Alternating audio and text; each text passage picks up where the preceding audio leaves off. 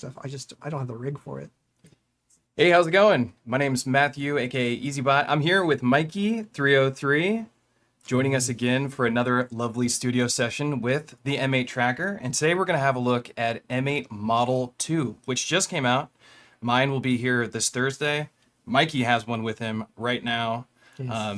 You can say hello, Mikey, if you want. Hello, everyone. I'm going to turn things over to Mikey here in a second. What we're going to do during this stream is Mikey's going to show us an overview of not just M8 Tracker, but Model 2, but then we're going to go into a deep dive like we did last time during our last session for the next couple hours and just go nuts on the tracker. So I'm going to turn it over to Mikey and let him do the spiel on the M8 Tracker because I think everybody should hear what Mikey has to say about the tracker. Yeah. I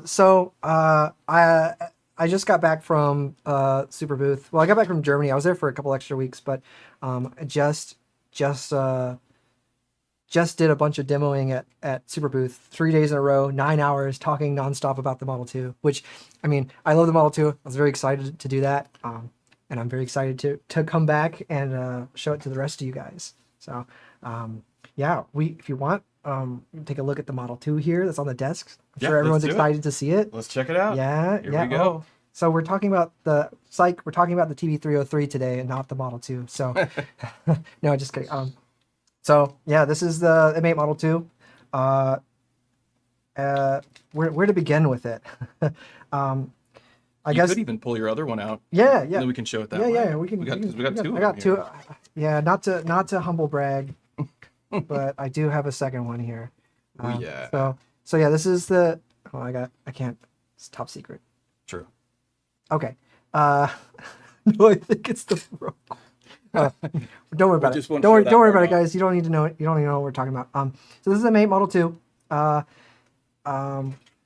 It is a sort of a hardware refresh of the M8 Model 1.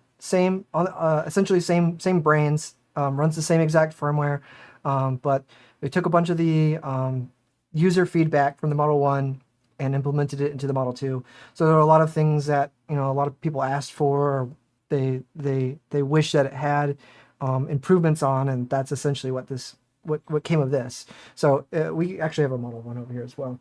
So first thing, obviously, superficially, this has a full aluminum shell. This one has the PCB front board and then the metal chassis here. The other big thing is like the screen size is significantly larger. I think it's 2.8 inch on this one, 3.5 on the new one, and a much bigger battery. I think that's the big one. How much more battery? I don't remember the exact capacity, but I do know it's roughly 4 times larger battery capacity. So the M8 Model 1 lasts roughly 4 hours or so on a full charge. This one at minimum runs for 12 hours. That's insane. So it's like 12 plus hours, depending on how heavily you're using it, what your brightness settings are, and all those kind of things. So pretty big difference. Yeah, and big upgrade in the battery life for sure. Yeah. More than we need. Yeah. There's no doubt. It also has USB-C as opposed to micro USB, which I think everyone's happy about. Oh, yeah. Everyone loves micro USB. Or everyone loves USB-C, not micro. And it also has a line-in microphone now, which, for if you are the traveling sampler, I've used it a little bit. At some point, can we check that out? Yeah. I mean, I could do it real quick, just to show you. How do we set it to... So it's just in the sampler here. So if I go to sampler, go to record, it's one of the sources. Microphone. Oh, and look at that. And you can use the power button as a little dictaphone. So I and just instantly records it, and then it normalizes it. And it normalizes. Yeah, it normalizes. Just like the Digitect. Yeah, I don't have this plugged in, so you guys can't hear it. But yeah, so it just instantly normalizes it, and it's good to go. Just super fast. That was implemented because there was with the stock switches, when you press start, you get a little bit of the resonance from the switch activating, and it would get picked up in the recording. My silent switch actually doesn't pick it up, but but I think there was a couple other new devices that came out that have push switch to like activate microphone, and you could always hear the ping in it. And so I think Tim noticed that and was like, hey, there's got to be a better way to do this so that that doesn't get caught. And it's got a new power button, And it's got a new power button, which is silent. It's a little tiny little acrylic with a charging. It lights up. Yeah. Whenever it's charging, it has a little indicator here, a little LED lights up red, and then when it's fully charged, it's green. It's so deluxe. Yeah, he basically just wanted to make the most premium version of the M8 that he could, and I think he succeeded. Absolutely. This thing is beautiful. It's heavy, but it feels expensive. It feels expensive. It feels premium. Like it does. It feels like this. It feels like having one of these. Yeah, it really is. It's a really nice that aluminum. Yeah, really does the trick. I think it's like 60 grams heavier than the Model 1, and it weirdly enough. So I have the tracker, the Polygon Tracker Mini, and it feels heavier than the Mini, even though the Mini is like 50 grams. It does feel heavier than the Tracker Mini. Yeah, in a weird way. I think it's the like center of mass kind of thing. This is more dense, and so you just feel all in more in one little spot. The Tracker Mini feels like, for somehow it just also because of the texture. Yeah, something about it that feels very light. Yeah, it kind of feels like a Kindle or like a book, like an actual book, as opposed to like, I don't know. I wouldn't throw it at a window. Like I could throw this at my car window to escape if I was. Yeah, trapped, this you right? could throw through a window. Yeah, and then which I'd also be afraid of. yeah. On the cement or something. Yeah, it'll leave a giant dent in the ground. That's actually what we're gonna do on the stream. Yeah. We're doing we have Jerry rig window. everything with us, and he's gonna try and destroy this. Awesome. Yeah, it's a beautiful upgrade. Serial number. This one is 303, which is pretty cool. I do say so myself. Yeah. Should have asked him for like an EZBOT. Yeah. So other than the obvious the hardware upgrades, it's still the same brains on the inside. So the firmware and everything is unified. So with the exception of the microphone, of course. Right. You do have to download 2 different firmwares. Yeah, there's a different firmware, but all the feature set's going to be exactly the same between the Model 1, the Model 2, and headless. They're all going to be pretty much exactly the same. Which is really cool. Yeah, it's really cool. Yeah, that is most of all the exciting new things about the Model 2. The rest of it is all the stuff you know and love from the Model 1. There is special stuff in yours. Oops. Yep. Get my dog's hair off here. Because you put those clickless. No one maybe we can even put it near the microphones. People can hear the difference between the sound of yours and mine. So there's the stock browns, and then I have these silent keys. It's like literally silent. The sound, I have to get really close for you to hear it. It's so nice, and I'm very jealous. Yeah. I want it very much. Here's a great companion for the M8, which we're not going to go into today, but I think this would just pair really nicely with this, right? I don't know. Little tiny thing. Yeah. Little jam station. All right, cool. I'm excited to learn some more Mikey tricks on the M8 today. Yeah. Like, for one, we were going to talk about, because Mikey brought his 303, so we're going to talk about how to sequence the 303 effectively, emulating a good 303 sound, right? Yeah. From the M8, because there is some tricks to it, like with the kill commands. Like kill 0. I'm not going to spoil all the surprises, but so some of those tricks that you've taught me, and and just go through some production, like thought process, all that kind of stuff, and also play some jams. Yeah. So I guess to begin, I actually need to switch to M8. I thought I swapped it to the. This one has secret stuff on it, so you're not allowed to. But you thought you swapped? I thought I swapped it, but I was mistaken. Okay. Sorry, everybody. Everyone's gonna have to listen to that for a second. We have I have top secret. I apologize, everyone. We're now good to go. So, okay. Now, yes, this is the correct M8 this time. We're showing off the top secret. Yeah, it's top secret. So where to begin? I guess we talk about the 303. So, as you know, if you may or may not know, I am a fan of the 303 and various acid boxes, and I my deep dark secret is that I like to externally sequence the 303. There's a lot of people who are get very upset about it. Who are these people? Freaks. I mean, freaks like me, you know. A lot of people will, you know, they feel like the sequencer either can't be emulated or it's what makes the 303 sound. It is legit. What makes the 303 patterns? Yeah, it's sound like 303. Yeah, it's very much very specific behavior, and it can be emulated to some degree on the M8, which is what I do. Right. Where can I start with this? So here's what one of my patterns would look like on the M8 to sequence the 303. So the M8, the MIDI resolution of it is 24 pulses per quarter note, which is like very traditional MIDI resolution. Coincidentally, the 303 is also, while it does not have MIDI by default. This one I actually put a MIDI brain in it so I can sequence it. But it uses DEN 24, and it's also 24 pulses per quarter note. Okay. So each step is 6 ticks. Right, just like the M8. Just like the M8. Just like the Octatrack. Just like the Octatrack. Really? Octatrack is also 6 ticks. Yeah, if you go into the arranger, you can kind of get you can see how it's very much like a tracker once you go into the Octatrack's arranger. But yeah, they do all the stuff is in a similar tick rate like the tracker. And so one of the things about you notice I have all these kill commands here, which it sends a MIDI note off after 3 ticks, which is exactly how, well, not exactly how, but the 303, its gate length before it reaches a new note is 3 ticks. Does 3 ticks essentially end up being a 30-second note? Yeah, more or less. Okay. More or less. I know that there's a bit of variability to it on the actual sequencer.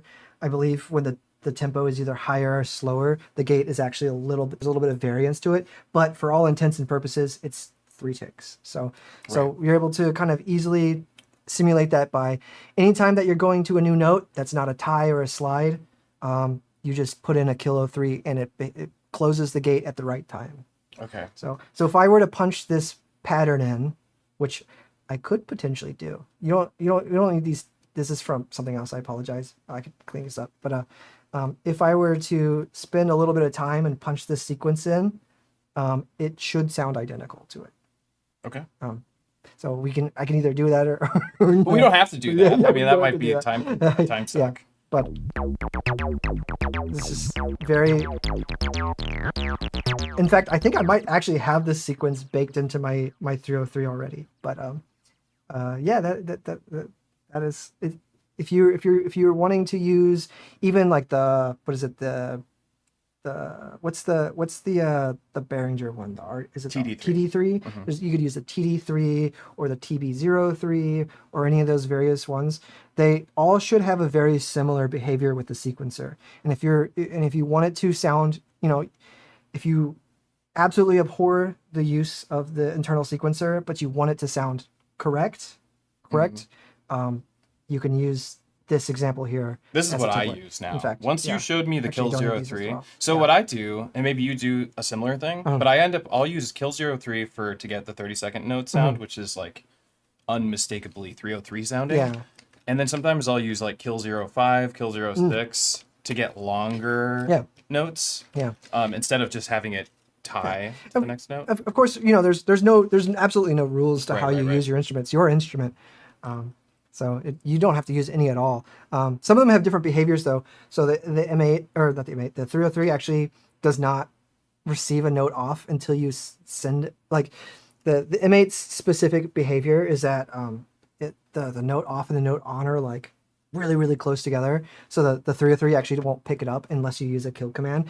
If I were to delete all these, let's see, if I were to delete all these here, this.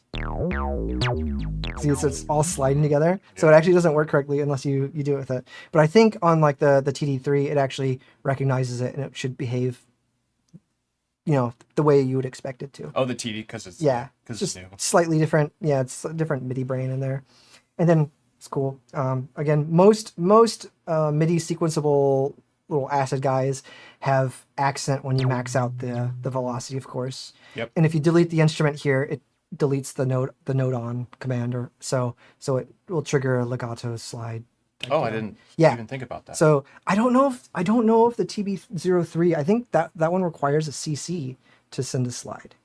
I don't know. It does. It's It does. CC 102. Yeah. And you have to put the value over like So 60. yeah, on a lot of these like this here, it should just for on the M8, if you want to trigger a new pitch without re-triggering the actual envelopes, you could just delete the instrument value here, and so you get that MIDI Sounds so cool. legato. Yeah, so it's very, very, very nice. It is. I didn't think about that. But maybe that's what I was doing with the kill extensions. Maybe Because we kind of have the same behavior. it's worth revisiting it, Yeah. seeing if it Yeah. works. But yeah. It's I love it. I mean, that is essentially how you would want to do this if you want to make a 3D pattern. I mean, that's after you showed me how the kills are, because I wasn't using kill commands very much, but for external sequencing, kill commands are extremely important. Yeah, Like you yeah. can't really do external sequencing without them. Yeah. Because it doesn't send those. Because the note off So there doesn't manually go. Yeah, so it varies from MIDI instrument, or depending on the MIDI behavior of the instrument that you're using. But it is supposed to send a note off and a note on between these two steps. Oh, it But is. Okay. depending on the instrument, I think this one specifically, just because of its gate behavior and because it wasn't intentionally designed to use MIDI to begin with, there's a little bit of behavior difference. Okay. But I'm pretty sure if I were to have the TD3 here, or even like the IRA or the 03, this should work just as expected. It should just be note. I was trying it with the Prophet 5 behind us, and I was having to put kill commands Oh, in. interesting. But maybe I'm Is it, remembering that. maybe because it's poly though? Yes, Yeah. definitely. Okay, So so- that has something to do with yeah, it, I imagine. That's the other. Well, the chord commands. Do you ever explore that? Using Well, the chord commands with external polysynths? I haven't really. I'm a monosynth kind of guy, Yeah. but all the chord stuff is great. You use a lot of chord stuff in your music, though. I do, but a lot of my chord stuff is the hypersynth. The paraphonic. Yeah, which is a paraphonic super saw, It sounds great. Like Yeah. it definitely does. right? It does the trick. It's great. So it's like I could hook up a polysynth, or I could just punch in my little chord Yeah. combination here. I mean, and I'm this is good what to I end go. up going to because the whole process of finding a polysynth. Because I was thinking about this idea. Like I have over there we have the Melbourne Nina. Right? Yes. Which I thought about showing off today, but I liked the idea of the Nina with the M8 or with a dig attack, anything that can do per step instruments, Mm-hmm. right? Like which is unique to trackers and unique to Electron. Like the Polyend tracker can do it too. All the tracker stuff can do it, but you can have one track have like all the instruments in your studio on a single track of sequencing, which I think is really cool. Stuff like the Nina with multi-timbral synthesis, like having multiple voices with one box, seems really appealing to me. So I was Yeah. looking at different smaller. The Redshift caught my attention. Yeah. You saw that at Superfest? I saw it. It's huge. Is it bigger? It's big? It's like the size of a pizza box. It's like What? it's like this. It's like this big. Oh. You can't see it, but That kinda it's kind of disappointing. it's kind of like two Octatracks. I thought it was small. No. It's a big boy. Oh, that kind of turns me off. It's a little humongo. I saw it. I mean, it's beautiful. I think they're still working on the actual UI stuff because I know they announced it not that long ago, and they've been really working on it. They got the enclosure done, all the hardware stuff, but yeah, it looked like they still need a little bit of work on the actual Did you get like to hear UI it? part. I did. It sounds wonderful. Okay. I mean, That part's good. I mean, did you ever use the Demon Core the oscillator? Eurorack stuff. Yeah. I've only heard demos. But So yeah, it's like 6 stacks of the Demon Core, I think, and the Demon Core is like a 15 or 16 voice super saw. So you get so it's like 6 Demon Cores. Oh, so it's and, huge. And then so it's got it's 60. I think it's 6 Demon Cores, and then they have like a variable state filter. That's also another. So they just kind of turned it to this gigantic monster synthesizer. Sick. It sounds amazing. a little big for me though. I'm always looking for something small. Like I Yeah, I want to mean- have my setups be as small. I mean, the M8 really. I mean, I'm, you know, I love my things to be small footprint, battery powered. Yep. I mean, being able to take this anywhere, take this with me anywhere. Yeah. It's very, very important to me to make my set backpackable, basically. Yeah, I love that. Yeah, when you showed up here, you just the little Yeah. backpack, I was like, that's perfect. That's it. Even my setup is bigger than I want it to be. Yeah. I wish that the Syntac did a better 303 than it does. Maybe the DT2 can do it. I remember I made a little. I had the Syntac for a little while. I was on a loaner, and first thing I did was like, let's see how it can do acid stuff. It's not too bad. It's I not made bad, a demo but of it's it somewhere. not ladder Yeah. filter style Yeah. sounding, you know. I think there's a guy on YouTube who Captain Pecan. Captain Pecan. Yeah, he did a great video. His on that. video on there is really good. Yeah. Yeah, it's he got- did his homework. He so, did. yeah. He did for sure. He Yeah. studied, this is how the 303 works. This is Yeah. how it sounds. Here's how we can do it on the M8. Yeah. Or I mean on the Syntac. Yeah, that was really cool. Captain Pecan. I really like Yeah, his videos. yeah. Beautiful stuff. Yeah. Cool. Well, I think it would be really great to like juice us up and juice our brains up would be like hear one of your tracks, like maybe one of your newer tracks. Sure, you want me- Maybe one we haven't heard on from the last stream. Sure. So I have this track that I made. Big fan of Kettle. His stuff is very. One of it. He has this album Wingtip. That's one of my all-time favorite albums. It's very bouncy, very melodic, like sort of acidy. And it's some always 303s in there yeah, for it's ya. got some 303 stuff in it, some like little singy. He loves using the 303 as a lead rather than a bass, which I also love doing that Yeah. kind of stuff. And his music's always been very, very, very inspirational. So I was doing a monthly song weekly challenge beats kind of kinda thing, thing. like a weekly beats kind of thing, and the theme was like about apples, and for some reason I spelled apple incorrectly, kind of like kettle. Well, it's spelled correctly in Dutch. It's Kettel. It looks like it's misspelled like tea kettle. Oh, right. Kettle. So I misspelled apple on accident. I was like, haha, like kettle. And I was like, oh, what if I make a kettle kind of song? So I made whole this. That's Thought process inspired this track. yeah, basically. Awesome. So I made a very kettle-y sounding song. So I'll go ahead and play it. Yeah, And, let's check it out.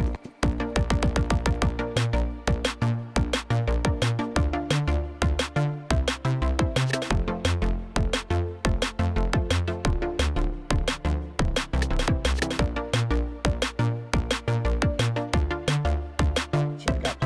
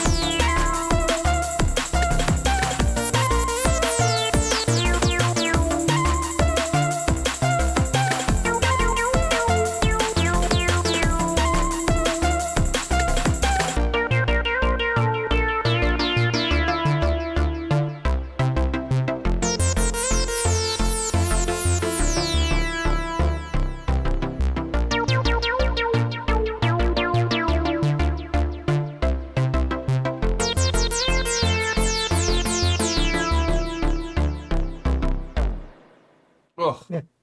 deluxe. Yes. You are such you. a talent. That is Thank you. amazing. Thank you. Amazing track. Thank you so much. I have so like this was such a good idea for us to be like, let's hear a song so it juice my brain up because now I'm like, oh my god, so many things running You're through my juiced. Good. head. You juiced me up real Good. good. Okay, so the first thing that popped in my head is like M8. Let's talk M8 Tracker workflow or just Okay. tracker workflow Sure. in general. So do you pick your sounds and then go make a track? Like, what is your process? Do you start with a blank track? Do you have like, is your default scheme that you have on here like? For me, it like starts off with like 00 FFF at the top, right? Because I'm like using those as like break. You know what I'm talking about? Or maybe we should explain that to people. Maybe we don't assume that. So a lot of trackers. The thing about the tracker workflow that a lot of people who are maybe new to it, kind of need to kind of get adjusted to is that there's a little bit of setup. There's always a little bit of setup. Even with with all trackers, you have to do your sample prep. Right. You have to kind It's of like the Octatrack in that regard because like this the M8 and this and the Polygon tracker, which we have on to the right. We'll show it off in a little bit too. Yeah. Sorry to interrupt you. It's just I just wanted to point this out. There's only a few machines that I know of that literally give you nothing. Yeah. Yeah. Right? Like the assumption is that you know how to make music on this device. Yes. We're not going to hold your hand in any regard other than making things intuitive. Yes. Yes, of course. That's so a big part. There there is a nice thing about having the immediacy of something like, the syntax, for example. You boot it on and you push play and it's time to start making stuff. Right? Same with the dig attack. Same with the dig attack, right? Yeah. Not the Octatrack. But not the Octatrack. No. But yeah, with the M8 and pretty much any tracker, there's a bit of building your instruments together, kind of figuring out what your palette's gonna be before you start painting. Right? You're picking out the colors. You're picking out the tools. Yeah. So with the M8, there's a lot of different. Because it's such an open canvas, there's so many ways you can organize and sort things out and prepare things. And for me, usually, it depends. I think back in the day, I used to kind of like already have a tune in my head, and I just start kind of punching it out and then build the instruments around this idea. But lately, I've been more on the sound design side of things, and I just find a really beautiful chord or maybe a pad sample that's like, oh, this is very inspiring. And then I just start kind of building around that. And I'd say that is the closest to like what happens to me when I boot up the M8, particularly because you start with nothing, right? So I usually gravitate to, let me find something really pretty. And I love the idea of like usually starting with a pad or a chord. Yeah. For me, that's like my go-to. That's kind of where I've been starting with lately. Or if I know like, oh, I want to make a drum and bass track, you might start with a break. Yeah, start with a break, crank it up to 174, 175, right? And then go from there. So, it just depends on where you want to, where's comfortable for you to start, right? Okay. So let's say you start with your chord. Yes. You have your chord, you have your pad sample, you have whatever you're doing. Next would be... So the next thing I would probably do is start setting up the actual song structure stuff. So it's like, okay, I want to use a chord. I just want to start from scratch. I have a cool chord that I want to do. So the first thing, I'm going to go ahead and just start. Oh yeah, we were going to talk about what we're doing with zero. Yeah. Sorry everyone. I get getting too excited here. So the M8 by default has no song structure at all. If you push play, nothing happens. There's not even a playhead because the way it works is you have 8 tracks here, and this is where all your note data is going to live. And if you notice when I push play, there's actually 8 playheads.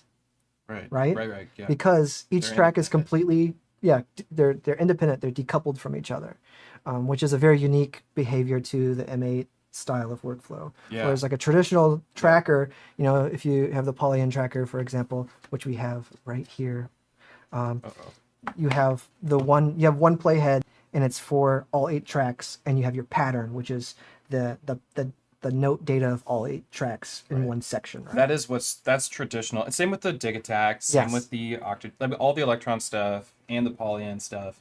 They're more traditional. Yes. In that regard. Yes. Because the NerdSeek also can do. Yes, NerdSeek's can closer also, to the LSDJ vibe yeah, as well. yeah.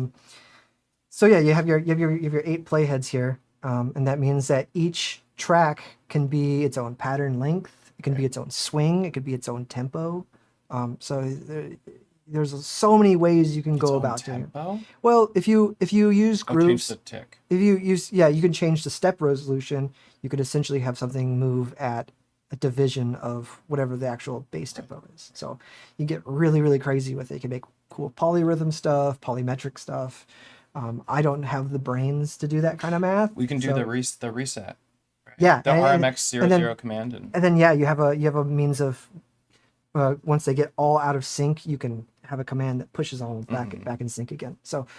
So many crazy things you can do with it, and it's one of the reasons why it's such a powerful sequencer. Yeah. I mean, trackers in general, just That's my favorite. You have the step-by-step surgical precision for every single note, same with like the electron stuff, right? You have your parameter locks, and every single step can be completely different instance, something entirely new, right? You get that's one thing, well, just as a mild comparison between the tracker workflow, including Polygon Tracker, including renoise even. I don't know how many effects commands you can have in renoise, but all the trackers, the electron stuff, one thing they really nailed is 16 locks per step.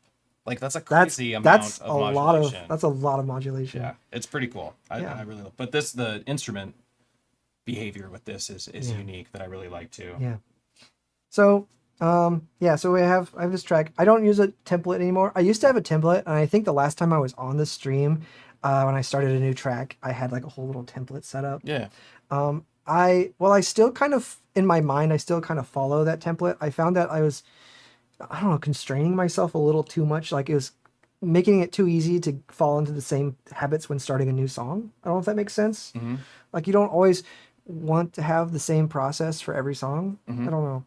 It's like you open the fridge and you grab the same tools and you're like, okay, well, I'm going to make an omelet because I grabbed all the same stuff. Yeah. But I don't know what other analogy to use. On that regard, no, that's a good analogy. I don't, That's the same. I mean, it's the same analogy as like a painter. The same analogy you made before. If I'm using the same colors, I'm going to make the same style of painting every time, which I totally get. Well, the only template I have on mine right now just gives me the 00s and Fs. So it's still at the. Is this? I don't know. Yeah, that makes maybe that's totally fine. Yeah, I think in fact that's a pretty good use case because if you're setting these up, you're setting your stuff up the same every time. Like that. Is that what you were doing before? Yeah. Mm-hmm. Yeah.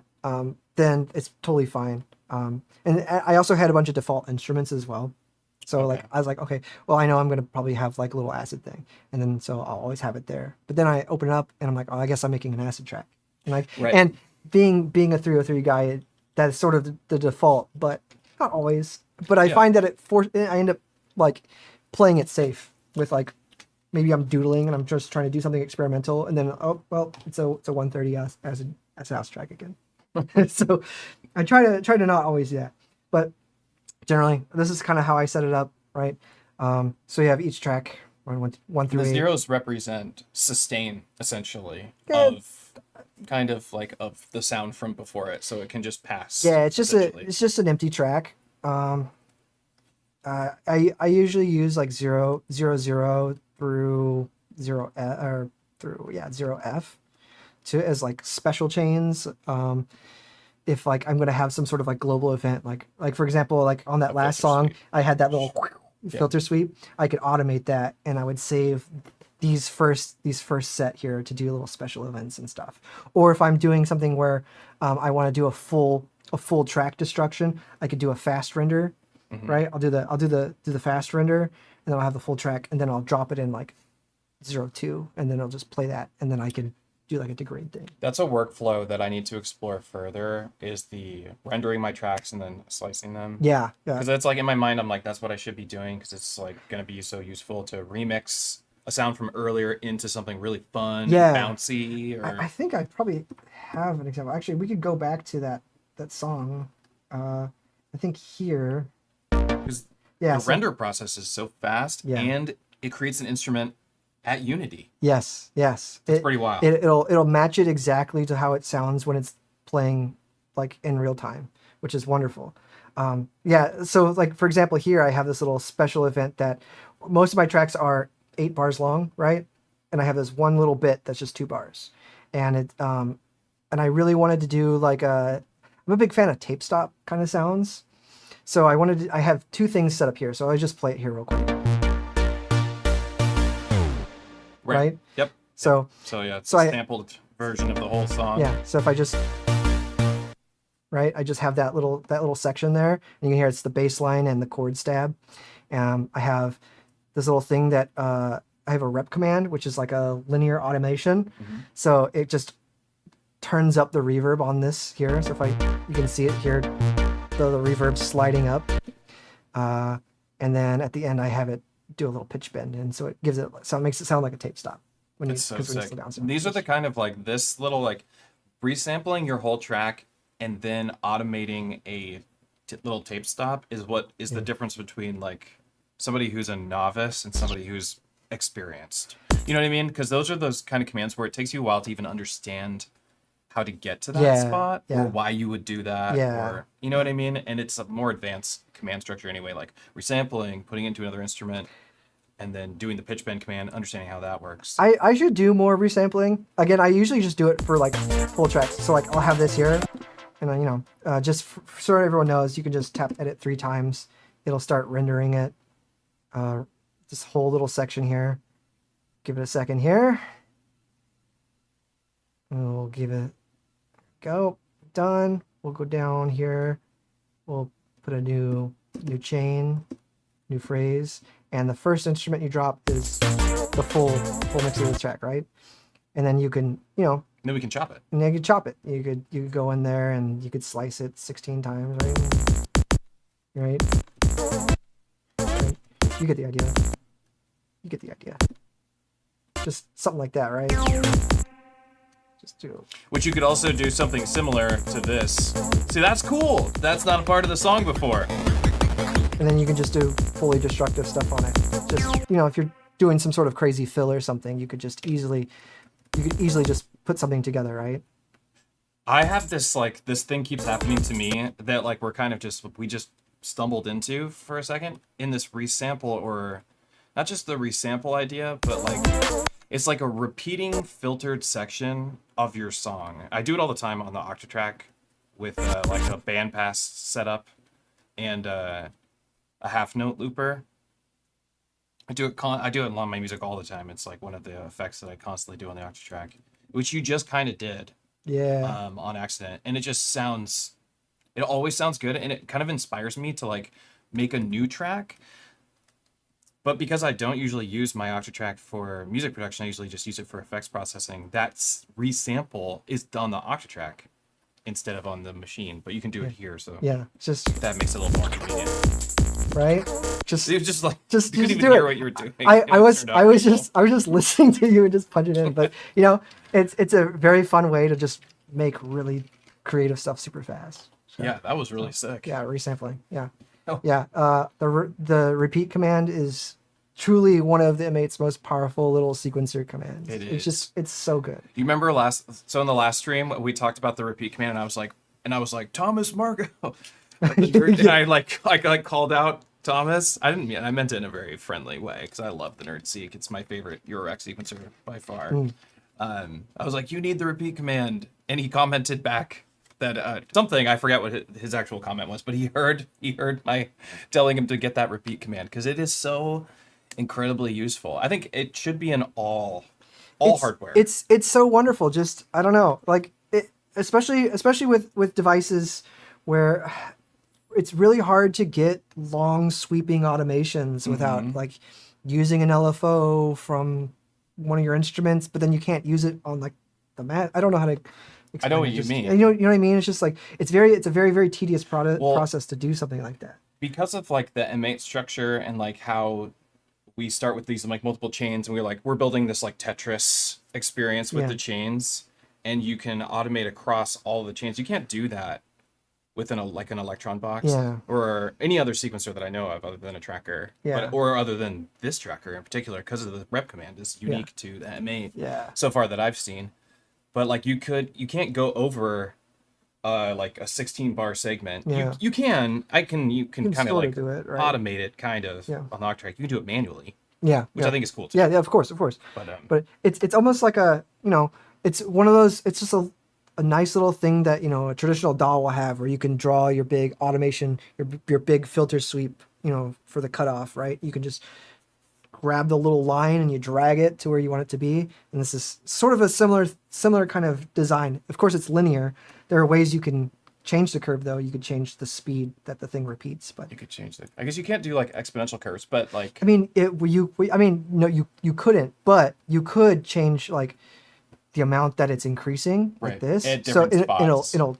it'll be like a yeah. I do segmented, something not similar like a smooth with curve, the but LFOs to the like a ramp LFO to the speed of another LFO. yeah. It's like kind of a similar idea. Yeah. That is really cool. Yeah. And it's great because you can use it on all the commands, right? And there's a bajillion on the M8, which is great.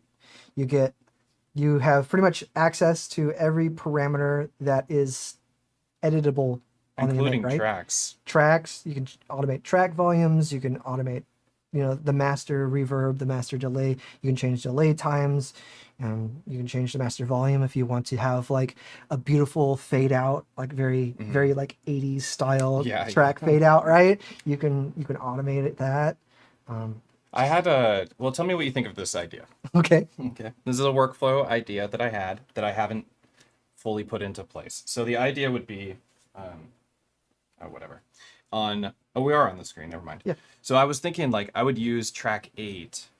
I don't know if I actually want to do this or not, but if it would work regularly, but use like one of the tracks, probably track 8, as just an effects track. Yeah. Like just remix commands, filter commands, DJ style commands, and just do that on 8 and just always have that ready. It sounds like you don't really necessarily need to do that because you can make instances of the rows, which you kind of like just pointed out to me. And I didn't really think of it that way. I was like, oh yeah, I could just use 0 through 10 or whatever. That's a good idea. Yeah. That's a good workflow tip. But I think that's generally how I think a lot of folks do, is use that last track as sort of like, I use it for a lot of like risers, crashes, and like auxiliary RMX, stuff. DJ filter stuff. Because Do you use the RMX command a lot? I do. I use it from the time to time. I haven't used it recently, but it's really, really nice to have, resespecially if you're doing weird poly rhythm, polymeter Especially stuff. to resync. Yeah, to resync everything. Yeah. It's super, super, super useful. I haven't played with it much myself, to be honest.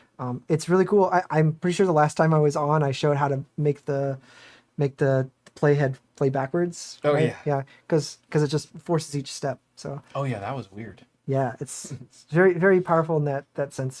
And that's another, instead of having to, for example, where we have this, this track, well, this sounds very cool. If you wanted to just do like a cool beat repeat thing for the whole track, you could, I guess we could try and put something together. So say we got this part of the song right here, and I'm just going to move it over here, and we'll just have a new bit here. So we can use like RMX, right? RMX command, and we can just do like, say like, if you look at the playhead for all the other tracks, it's listening to that RMX command, and you have to put the RMX command on track 8 to do this. Because the RMX command you can goes backwards. you can set it. Yeah, right? yeah, you can set it with the first digit here. But doesn't it require you, like, you can't get all those tracks as commands if you're not on the last track? Yeah, so if I did it on RMX on track 1. So if I do it on track 1, it'll only do it on track 1. It'll only give me the option to do it on track 1 as well. Right. Okay. Yeah. I was wondering if that was me or if that's See, actually how it works. Yeah, it's always to the left. It's to the left. Okay. I think originally it was left digit was left side, right digit was right side. But I think this way works a little bit works plenty fine. Because one of the tracks has to stay synced in order to resync everything, right? So that makes sense. Because if you were to send the RMX command to itself, then it would never be able to You're right. resync, right? I didn't even think about that. That makes sense. Yeah. It's also why I was putting it on track 8 because I noticed that I had to choose the just use track 8. Track 8 is the RMX lane. Track 8 is RMX lane. It's for the RMX lane. Yeah. Yeah. Super cool command. I should use it more often. We're talking about it. I gotta use it more. Yeah. It's just a fun way to like you've got maybe you're like loop locked. You've got like you're already 2 bars. using it with your resample. Yeah, and yeah. So we were saying creative ways. Your loop locked. Yeah, you're loop locked. You know, you've got your like 2 bars. You know, like, this is really cool. And you could just kind of drop in some RMX stuff, and maybe you find a whole new progression or that's what I'm different saying. rhythm. That's what I was talking about with the like half note looper effect that I like to use on my Octatrack is that I find that when I in the middle of like you grab a actually let's sync this to the Octatrack clock real quick. I can just show you. Okay. All right. Let's see. Make sure that the send sync and okay. Okay. We'll get rid of the RMX here. Okay. So.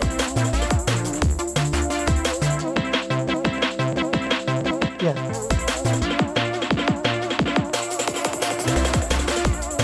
Yeah. Essentially, just like grabbing those little half notes, every once in a while you'll grab like this perfect spot, and it's just like a little gold mine. Yeah. It's kind of like what the RMX You're command does. going to have to show me how to use this, because I could see myself potentially replacing like a mixer. That's just what I all the did. performance stuff. Yeah. Replace the And mixer. it's got, you could run 2 M8s into this, right? 2 M8s. Like they were made for each other. It is literally like it's made for you, and you can my do goodness. loopers. I would just send clock to it, and Now, could it send? Could it receive clocks from 2 different sources, or will that act real funky? they'll add. Okay. I mean, I think that's how it is on most devices that they add the clocks. The tick rates add from the MIDI. Oh, interesting. You want to know something really interesting about MIDI? Or yeah, tell me. Let me tell you something interesting about MIDI. Or MIDI cables. What's the deal with MIDI? Let me tell you something really cool. Did you know that a MIDI cable communicates its data wirelessly at one point inside the cable? What? That it actually uses it's using kind of like a Vectral works. You know, Vectrals work like the light. Yeah. So it's reading a light command inside the MIDI cable. There's this special little, I don't know what else to call it other than a capacitor. I don't know what it is. But it's got a little light and then another thing that reads the light, and it's flashing messages to the light, and that's what it's sending with MIDI. It's super fast. Yeah. But it's not actually wire to wire inside this actual Yeah, cable. yeah. That's funny, because that explains to me why you're not supposed to use like Octocoupler. an octocoupler. Maybe that's what it is. That explains why what? You're not supposed to use like a headphone splitter with a TRS MIDI signal. I've done it on the M8, for example, where I had 2 devices. I didn't have a through, and I didn't have a way to actually use like a box that's like a 1 to 2. Just plugged a little headphone Y splitter and sent TRS MIDI through both. Not supposed to do that. It doesn't work or something? It works. Okay. It's not supposed to, and you shouldn't do it. But What it will works. happen? I don't know. shouldn't It sounds. do It sounds. The devil it's gets bad. summoned? Don't do it. It's a no. It is a MIDI no. MIDI no-nos with a MIDI no-no. Mikey303. Yeah. Do not use the splitter. Do not use a head. Do we have through? MIDI through? There's not MIDI through on the M8. Okay, I don't care. Soft through is not something that I'm a big fan of either. I don't know. Soft through. So a lot of devices, I think, for example, the TB03 and a lot of Behringer stuff, even though it's like TD3 not software through, there, is it's that what you mean?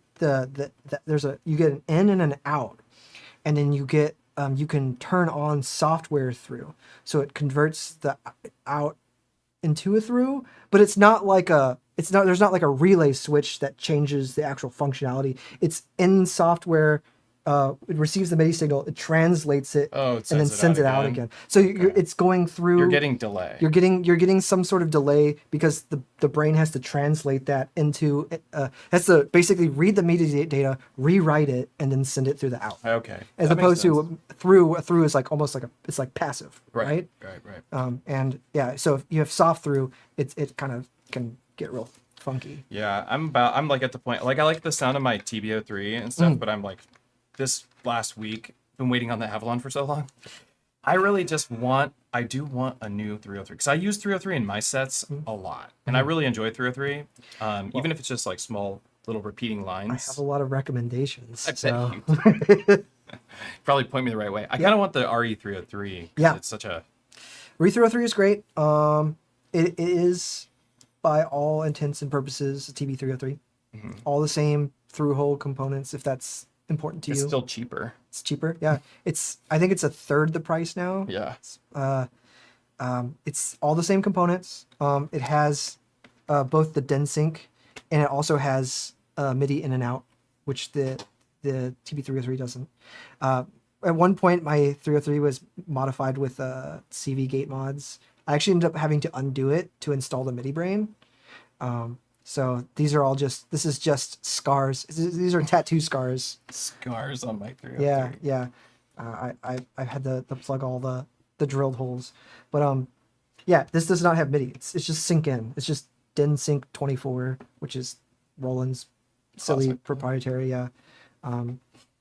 But the RE303, same bootloader, same sequencer. It's got additional stuff on top so that it has MIDI, so it can receive MIDI notes. And you can send it either clock or note data, just like the Nice. M8. Yeah, But I think I might have to pick it up. But it's all the same components. And it's got a metal shell. Metal enclosure. It does not have the battery slot by default. So if you are a battery powered guy, you have to open it Can we up get and install a battery tray. 303 with a lithium-ion rechargeable battery in it, for God's sake? Yeah, wouldn't that be nice? 2024.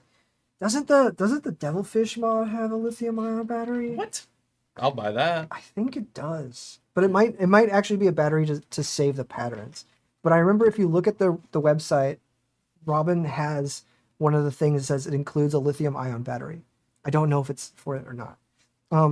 There's a digital clone that is like lithium ion battery powered that's in development. This guy in Japan showed me. It's called the Hype, and it's like this big, and it's a little digital 303 clone. It sounds fantastic. That's what we were working. Oh, cool. Oh, it's a digital analog. There should be as many clones as possible. I'm all for it. I'm gonna find that guy in Japan. I'm coming for you, Japan. yeah. The whole country. Yeah. I'm coming for all of Japan. I do love my battery powered stuff. But yeah, RE303 is a good one. The Cyclone TT 303, either the Mark 1 or the Mark 2, they're both incredible. The Mark 1 has the exact same enclosure. Still has the battery slot, the C battery slot on it. So Saw my sorry. YouTube magic just Oh, no. showed up. Whoops. Oh, okay. do not look. We got some important information on here. It is an opto coupler. Wonderful. Yeah. Isn't that weird? Yeah. It's weird. I think it's weird. I do think Toby says, or YBot says, asking about soft through on Electron, and I think it is not soft through because we have an analog MIDI through output. Yeah, So yeah, I yeah. don't know why they do soft through. So I'm pretty sure. I guess it would be if you want to have more throughs, maybe. I don't know. What's confusing with the Electron stuff is that they always call MIDI out and MIDI through sync A, sync B, and I think that's really confused a lot Yeah. of people. Does the through act as an additional out, or is No. it literally just pass through? It's just path through. Yeah, I mean that's what it's supposed to be, and that's why people would be like, oh, I want my out to be a through, because then Yeah. yeah, you get it. So It would be it's cool to have configurable. two But then it would outs. require it to be a soft through. Then it would be soft through. But Yeah. that would be the only advantage to a soft through. That'd be the only advantage, and you'd get all the disadvantages of having a soft through. So all your stuff would desync. Right. I don't want to. Okay, yeah, that makes sense. Yeah. So Taylor says, what's Mikey's take on the Zoxbox? Zoxbox is very good. For the longest of time, it was probably the most accurate clone that you could get and affordable. You used to be able to get them or build them for like $200, Wow. and you could buy them for between $200 and $600. Not anymore. But I don't think anymore. I think they go for way more now. They're almost the same price as a RE303, depending on who you get it from and how much they care. My only issue with the Zoxbox is that, and this kind of also applies for the RE303, but not as much, is that I found that the Zox boxes are more prone to physical failure. I think it's the parts, because it's not using the same pots, it's not using the same switches, and it depends on the quality of these components that you're buying and putting into this thing. I don't know a single person who's had a Zox box who hasn't had some sort of physical failure or needs something to be replaced. It's just the nature of DIY stuff. If you're not like a super professional builder, I have a DIY Hydronium. Yeah, it turned out decent. And I'm not saying that like all DIY stuff is prone to break, but it really comes down to the skill of the component choice and the skill of the builder. That's true. And that's usually like, even with the Re303, there's a lot of trusted builders who are building it to the proper spec, right? Right. And you usually, unless you're a pro builder yourself, you probably want to go to one of those guys. Yeah. And that way you ensure that you have a properly calibrated working. That's how it works with like buying the RE303. Yeah. Yeah. You have to like source it. That's what I'm saying is, you have to, if you're building it yourself, you have to source all the parts, right? Yeah. Or you could go to a trusted builder who can get the correct parts for you and the quality ones. So, but the Re303 is a brand new TB303 in 2024. So you're saying I should get one? You should get one. Okay. If you, I'm like, if the choice, in retrospect, I mean, I'm a little bit of a collector of these, but if I had to choose today, and I didn't have one, and I wanted the real thing, I would buy a Re303 over a TB any day. Because if you get this, one, they're like $3,000 to $4,000 in climbing. I think they're even more depending on condition. And you're going to get one that's 40 years old, has this level of wear, if not more. I've had these pots replaced. These pots are newer. You're not going to get a modification for MIDI. And if you do, it's going to sell for an additional $1,000 because you have to open up this very, very sensitive old synthesizer, mod it, right? So you're going to be spending a bunch of extra money to get it synced if you want MIDI control. Otherwise, you could just do like a DIN to MIDI converter, but then you're only getting sync and you're not getting actual note control, right? Which is what we want. Some people, they just want to be able to sequence it. That's for sure. I want to use good sequencers, not this. If you're asking me, I would get an RE303. It is a real 303. The RE stands for reverse engineer. It's all the same components on the inside. Yeah. They have a lot of cool stuff. RE does. Yeah. I really want the RE808. Yeah, DIN sync. It's DIN sync. The RE808 sounds incredible. Yeah. So good. Okay, that brings me back to the M8. So we were talking about, you just reminded me. So in the track that you shared earlier, where I was like, well, let's talk about workflow. I was like, well, where do you go next? Like, you start with this chord progression, and I heard what sounded like TR-08 sounds in your music. I don't know. It sounded like the shaker from the TR-8 I don't know. something. I don't know what track that was. It was the very first one. Was it this one? No, it was a full banger. Oh, was it the demo that I played? Yeah. Oh yeah, I don't think I used the shaker, but maybe it wasn't. It just, to me, it sounded like I thought I heard. Yeah. Maybe not. So there's there was something that's reminded me of a TR-8, and I was thinking to myself, do you load up a bunch of drums first? Yeah, that was what I heard. Okay, I was like 808. Yeah. Do you grab a bunch of drums? Yeah. Like pre-thought? Like what's going on with the drums? So I have a pretty extensive library of samples that I like to pull from. I tend to use. I love all the roll-in drums. So generally I'm using 707, 808, 909, 606. Then a lot of breaks and stuff. But there's a lot of really great Where do you get your breaks? From like, is there internet? a particular like break? I mean, you're using the aim break. Yeah, like... I'm using like aim and break. Aim and break, think break, because I love that tambourine. The tambourine on the think break is like my favorite. From? It's from Lynn Collins' song called "Think About It." It was co-produced by James Brown. Okay. So the guy that's going, yeah, woo, that's James Brown. Right. Yeah, he says, "You're bad." So good. But the song, everyone go listen to Lynn Collins' "Think About It." It is an incredible song, Okay. and you'll be educated at the same time. Sick. That's your homework for today. I like it. I like homework. I'm gonna do that because I want to know, because I want to like I have like a folder of like a couple of gigs of like songs with good breaks. And I haven't really used it much. I dive into it because it's just this incredibly huge folder, and the samples are really long. Yeah, I have let's see, I go to sampler. I have a bunch of breaks. There's called all the breaks. That's what I'm talking about. This is the folder, all the breaks. But we're not gonna play too much of that because it's we'll get infringerino. But then I have like a bunch of different compressed or like different process, aim and breaks. Same with think, right? I have a bunch of right. I'll use them, and then I have this one called Classic Remastered Jungle Breaks. Already quantized to quantized, chopped. Yeah. I hate doing sample prep. It's my least favorite thing on the planet is sample prep. So if I'm able to pull pre-processed, pre-prepped samples, I'm buying all of them. But these are all just pre-tuned, pre-processed samples. Wow, they really are pre-processed. They had different pitch. Yeah, they've even shows you what key it's been tuned to, right? So it's very, very, very, very handy. Wow. Yeah. I'm prepared because I don't want to be doing any of that. Any time that's taking me away from working on the music stuff is a wall. That's how I feel. Right? Like the thing I love about the music writing process part is making the music itself, right? If I'm having to stop, sample prep it's a different art, and there's a different catharsis that comes with doing all the preparation and the recording and the sampling stuff and getting it all ready.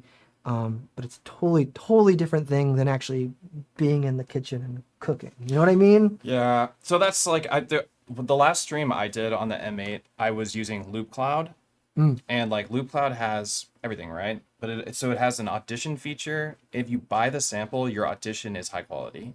And so what I was doing is using threshold recording, because that's what the M8 does, and I could just sample directly from Loop Cloud, which I already own the sample, but not have to go through the awful process. That's wonderful. Yeah. Of bringing you know what I mean? Just taking the SD out from here. No one likes taking out the little micro SDs, finding your card and doing the whole. Yeah. It's too much. It's too much. It's fiddly. It sucks. But just sampling, very fast. Yeah, absolutely. That's what I'm talking about. It's just like having access to just a big giant library and being able to just immediately pull things in. So good. It just makes anything to get you back into the phrase and putting in new notes, right? Is whatever process makes that easier, is good. It's good. Let's go. Let's put in some notes. Let's do or should we? Maybe we should hear another. Do you have any more new tracks? Yeah, I have this another one. It's not as fancy. They're all fancy. What do you mean? Your stuff is awesome. This is a little. Speaking of samples, this actually uses a resampled piano thing that I did. This is just a little 7/4 drum and bass thing that I made. Okay, here's the plan. Let's hear another Mikey track. Then tell me how you made it. Then, if we have some time left after that, maybe let's start making something. Okay, we can start doodling afterwards. Okay. Yeah, this one does not use the 303, so I'm just gonna put the 303 to sleep for a second. Hush.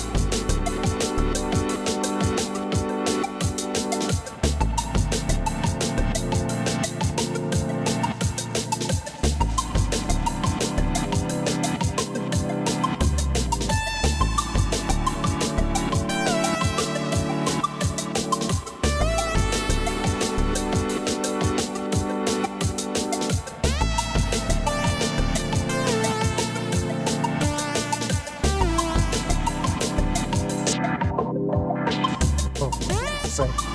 I went the wrong way. I wanted to play with the band stuff.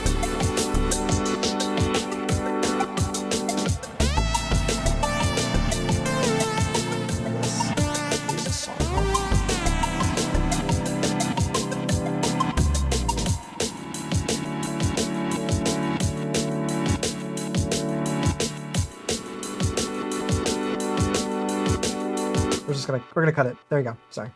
Yeah. Lovely. Okay. So let's talk about this. Yeah, it's just a little short track. Nothing too special here.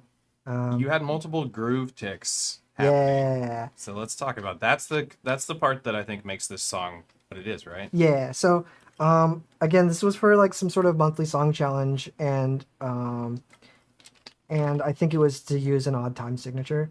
So this is songs in 7/4, and the way I achieve that, there's so many different ways you can do it on the M8, but here I use the groove command.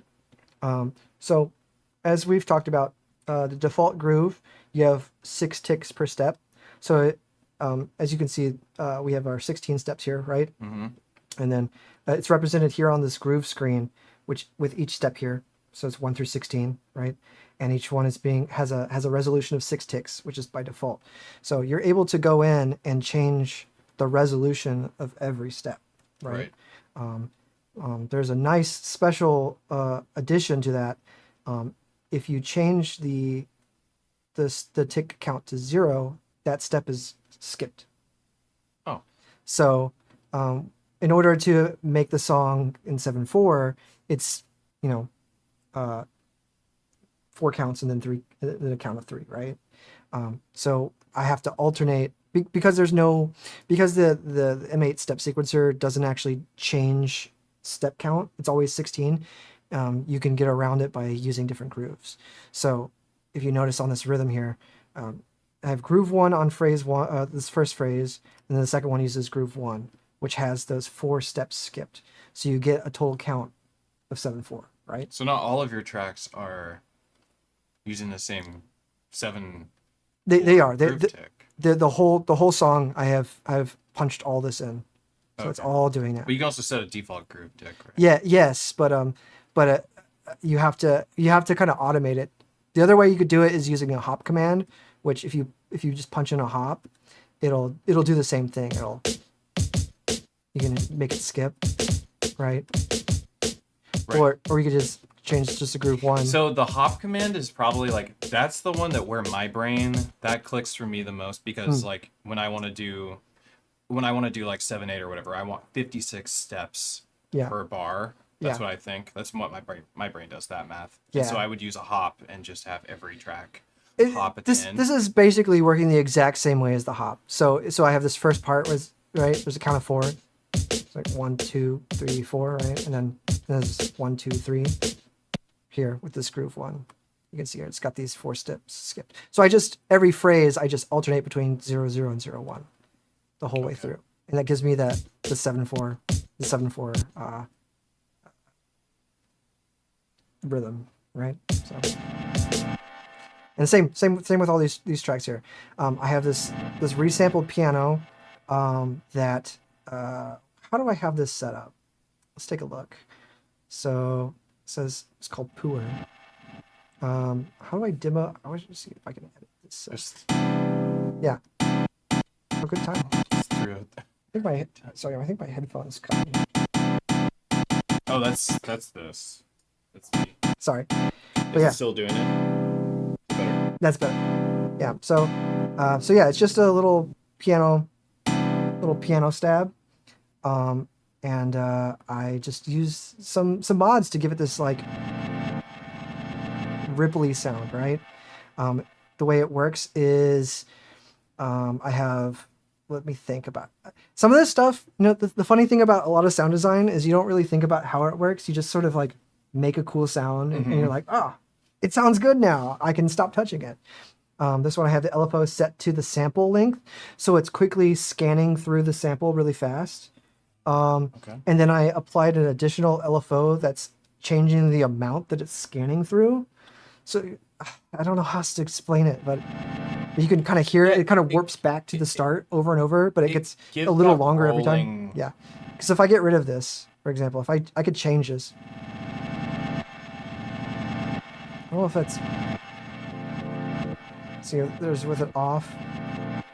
I could change, like... Maybe it would be more noticeable. I don't know how to explain. Maybe I don't even need this. What if I get rid of this? Let's find out.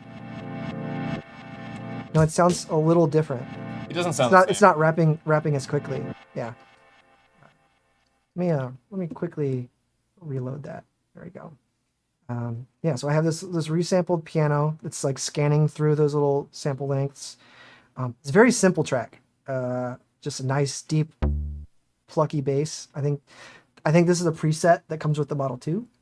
I think it's from my pack. I think. Let's see. Was there a new pack with the Model 2? There's some new instruments. So you have you get my original preset pack, and then I have some new stuff in here as well. But yeah, it's this one called Plucky. I think it's just a modified version of it. It's just, you know, nothing too crazy. But then I have this very PWM style wave synth, which all you have to do is put an LFO on the warp. The warp changes the wave shape of the pulse width. I feel like pulse width modulation is the only way for you to like audibly hear that you're thinning out like a waveform. Yeah. Like all of the harmonic content. You can just really hear that you're going from like a full rich sound down to this thin little whisper of a sound. Yeah, so if we could get rid of it. Let's see. I'm just you can really see the width there changing, right? So we're just applying an LFO to that. Very cool. Yeah, it's not... Well, I mean, I like that track. I like how some people make like tracks on the M8. They only have like, they're only using like 4 lanes. Yeah. There's a very popular track that you can pull up done by S. That's just a single track, and it's all FM stuff. And I mean, that's sort of like the one that everyone knows and loves. Yes. Like FM wizard. Yes, truly. There's also a new demo track that's included with the Model 2 by Llama, who's like, really? yeah. Llama's like one of my favorite. So Llama's one of my He's favorite so incredible. M8 Tracker people. Yeah, let's see. I think I have it on here. I was just listening to one of his tracks yesterday. Yeah, Snowy Day. This track. I'm just gonna play a little bit of it. I don't know how you do it. I just... Shout out to Llama. Yeah.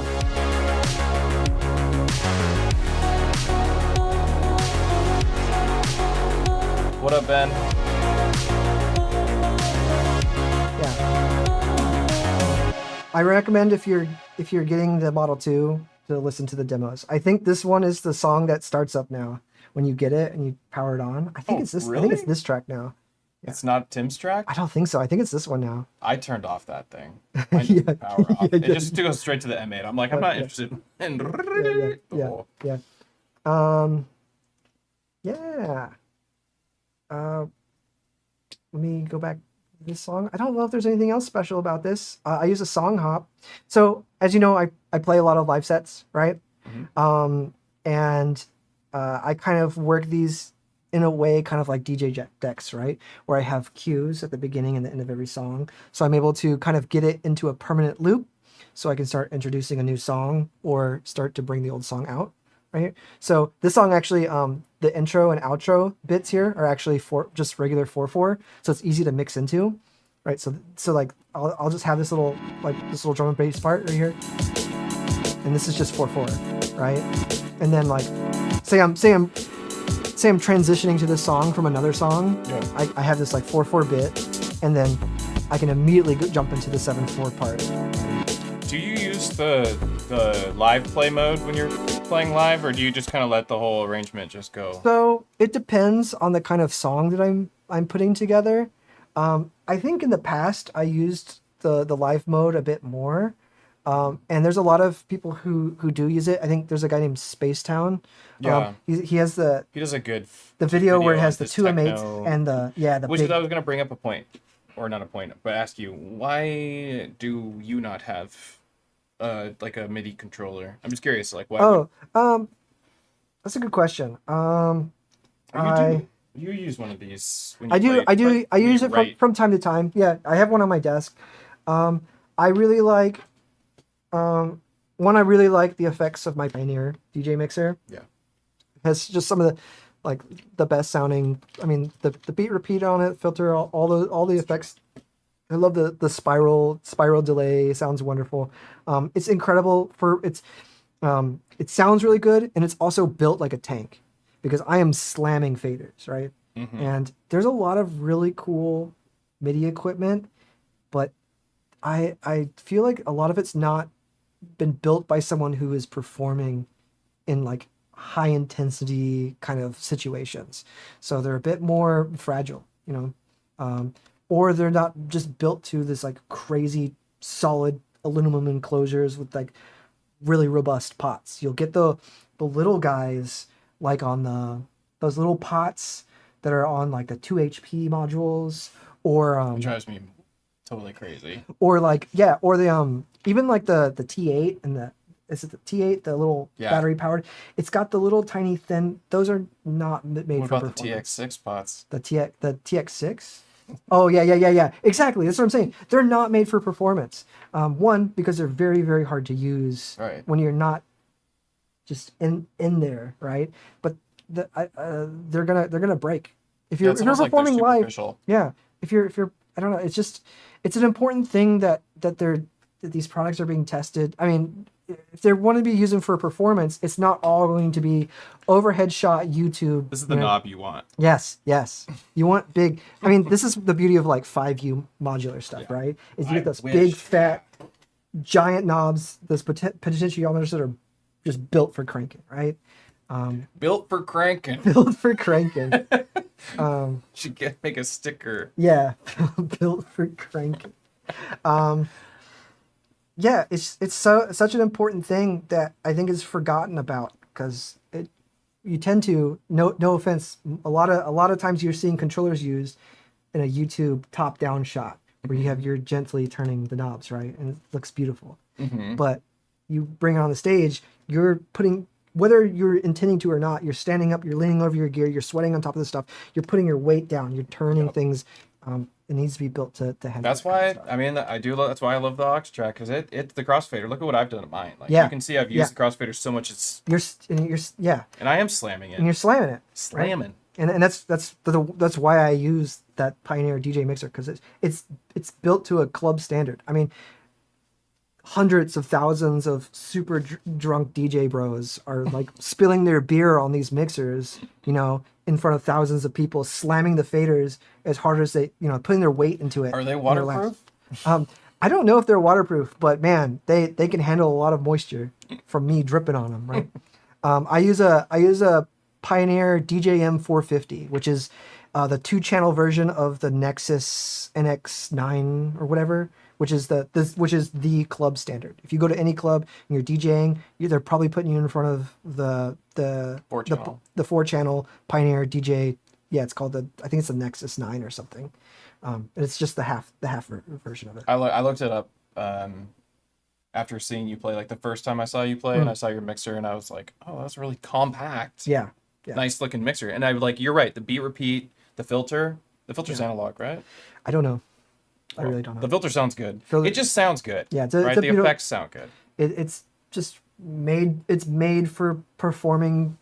But that's what you use it for, right? Like you're summing two M8s and using the effects, but you're not really using the DJ aspects of it, right? You're not filtering out part of this song to match this song. I mean, right? We're going from can, two tracks, but I'm doing like track transition. Usually, a lot of my mixing, instead of doing a lot of filtering, which I do like filtering out frequencies and stuff.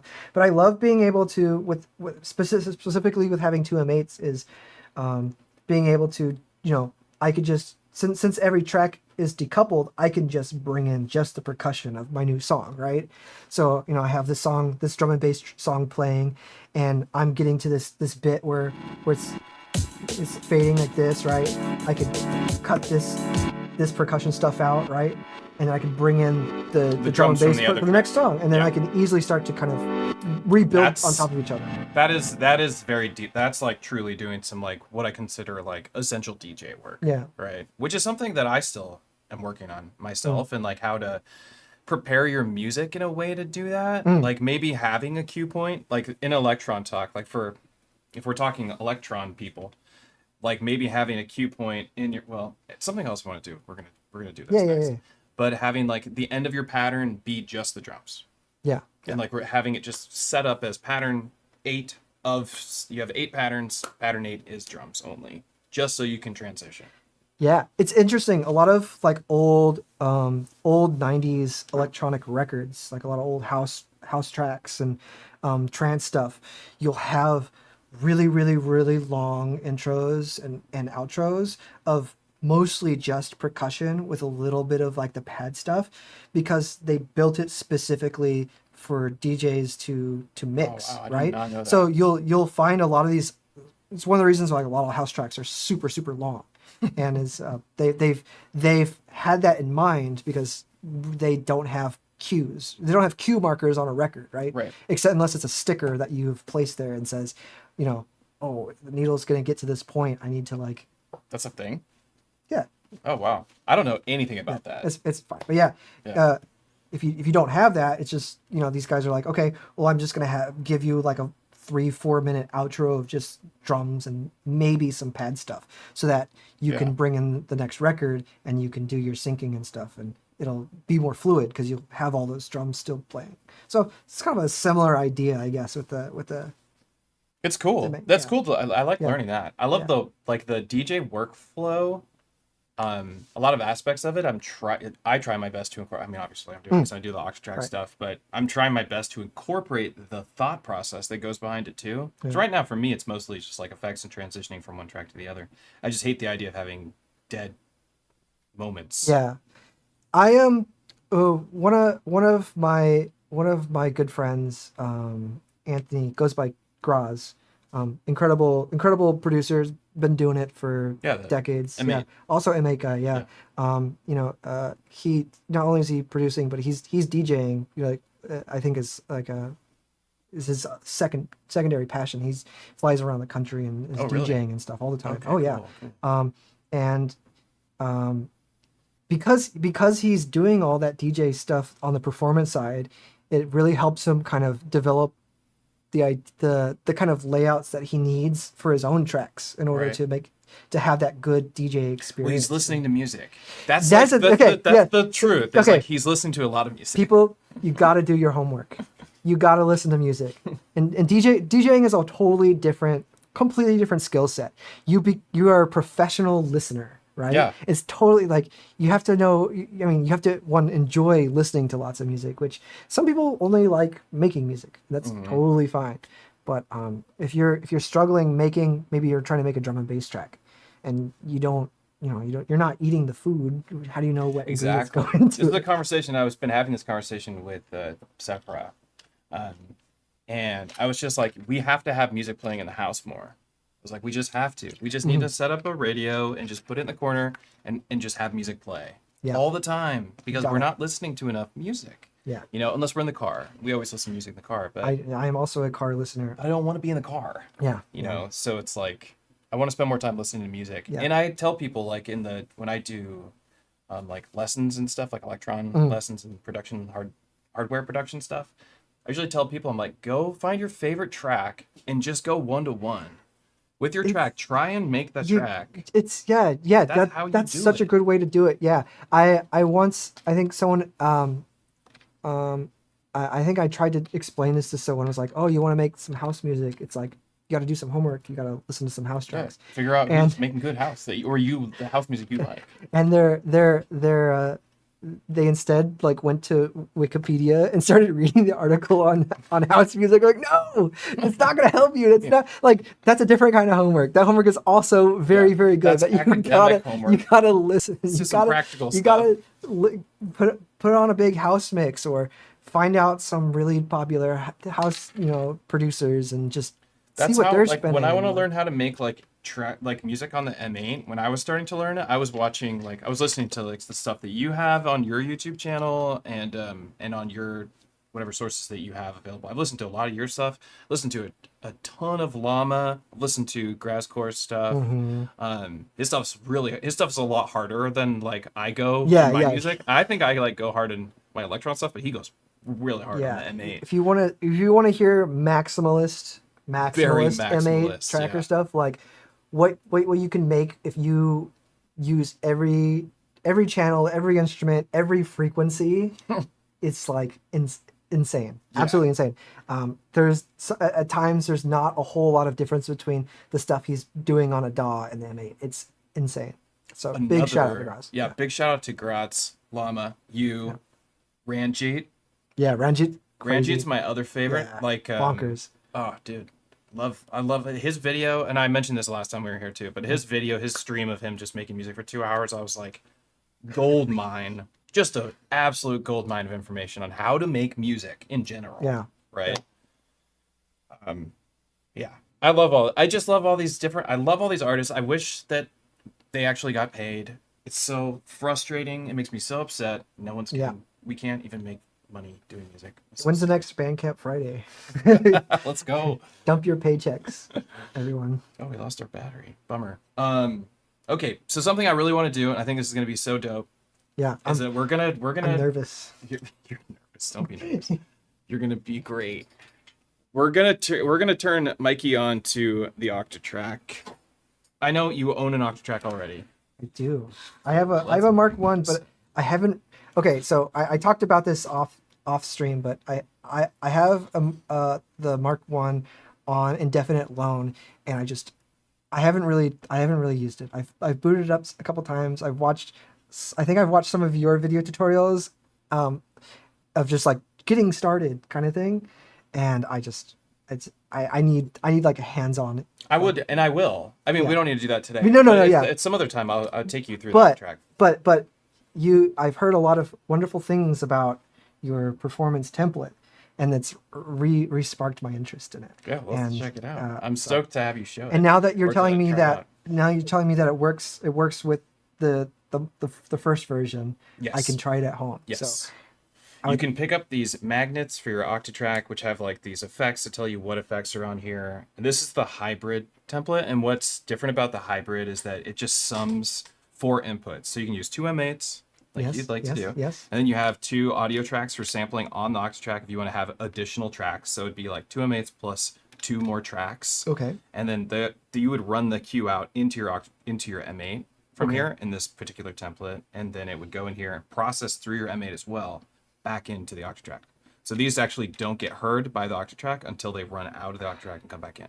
Okay. Which is unique to this particular template. But what's cool is that it just does effects, stereo effects for you, quantized to the clock. So as long as we're sending clock and transport from the M8, let's load up like one of your favorite bangers. One of my favorite bangers. One of your favorite bangers. Man, let's. Which of these? Here, we can demo these. I can't believe you can demo songs.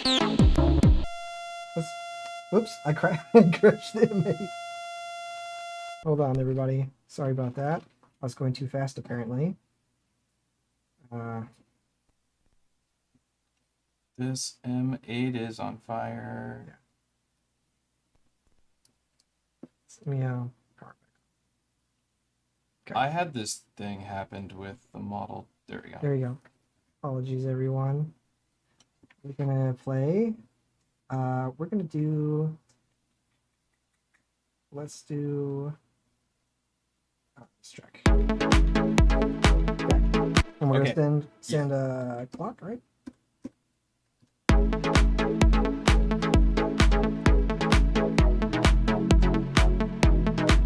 There was something that happened, like as soon as you sent clock, this became very stereo, which it wasn't before.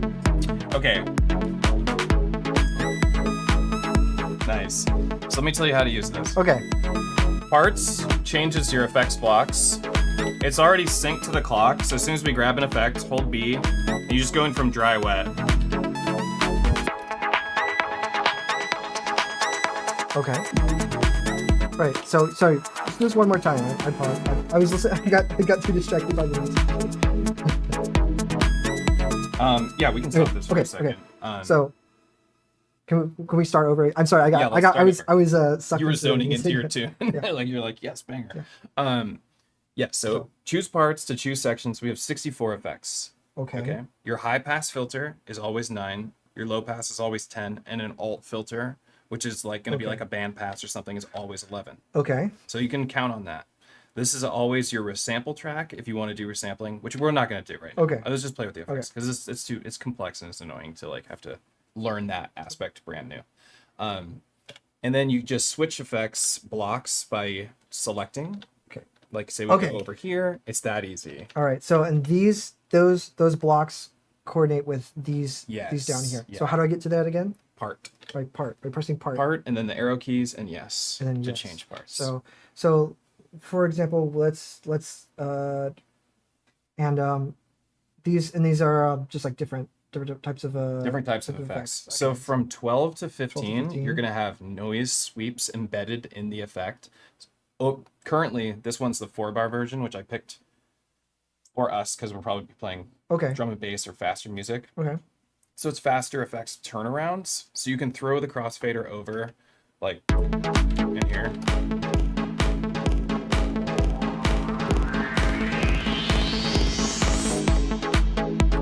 Okay. You can tune the comb filter to your track on a per track basis. Oh, okay. So that's kind of the idea. Some of them will just have like be like filters with delay, and you can play the crossfader that way.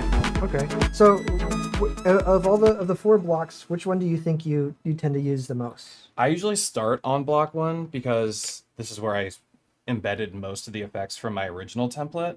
Okay. Block 1 and block 4 have my like OG stuff from when I was first like building templates on the Octatrack. So they have some of my personal favorite effects for what I do. So like block 4, for instance, Party has got a bunch of like echo freezes and and you got to watch the clock. Yeah. So this is where you're gonna be like go back at the end and like, tape stop.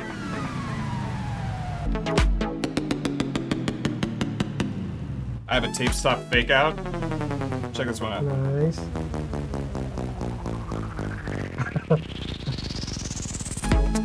Wow. Okay. Yeah, that's really cool. Okay. So, all right. So I'm playing this. We're on block 1, right? We're on part. All right. Let's go to block 1. Hit it. Yes. So now it's just you hold the B scene and select a number. Okay. So it's like that. That'll be a high pass filter. Okay. And it's always, so I'm always pressing B and then I'm selecting 1, right? That's right. Cool. Okay. And that's all there is to it. You want to time stuff to your track and to the clock of the Octatrack. Sorry, 303 got crazy for a second. I was like, wait a second. Okay. So what is one of your favorite effects? Let's here's a good one. Like, a lot of them. But like nice build up right here. And it's just, I love that. Like this is super cool. And then so just like this.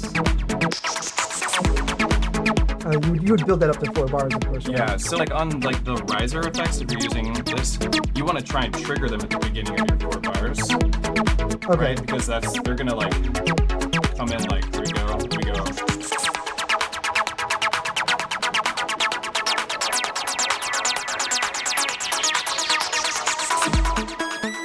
Cool. Exactly. Wow. I think it could add a lot to Yeah. what you're doing already. Yeah. Sorry, I'm And just. this is also your beat repeat, so you can just go. For this one, we're on the. Wait, so just holding that down is beat repeat? Yeah, holding 9 and hitting the numbers will trigger beat repeat. And that's for all blocks? For the whole, yeah, For for the all whole blocks, thing? the whole thing, all ways.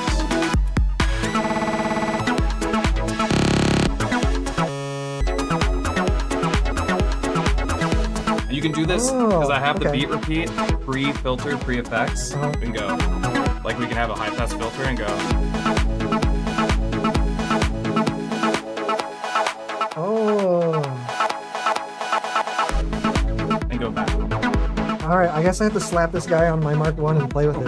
Yeah, That's really cool. We'll have you take it home.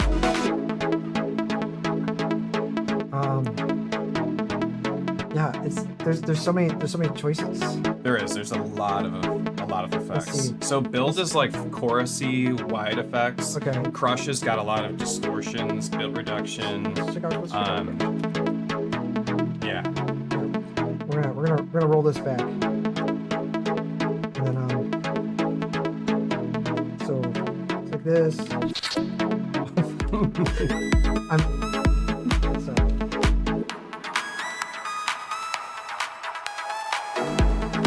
Pretty cool. Yeah, some of them you want to like you slowly engage. Some of them you want to go completely over. I'm very impatient, so this is gonna help me build patience. That's what it's for. Like that's what the automated effects are partly for, is so that you can just hit it and then let it do its thing. Okay, so I love this is actually really helpful. So there's I have this device that is literally just like a clock watcher, and it lets you know where you are in your bars. Really cool. And this is seeing this right here is extremely useful. I use it every time I play. Like I'm watching this all the time. Yeah, so I'm just like so no, I'm too slow. You want to hold B. Oh, hold B in this. Okay. So let's say I want, let's see, where we at? Brush, and let's say I want to do something really destructive. The death punk filter. But I select that, right? Yeah. And then engage crossfade.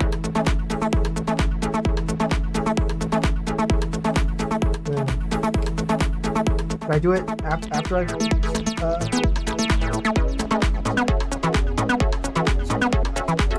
That's the part you gotta remember. See, yeah. Okay. So anytime I want to use this effect, I'm holding this down. But for the looper, you just hold 9 and hit numbers. Okay. Yeah. Now, do any of these do anything as well? No. No. Not in this template. Not in this template. No.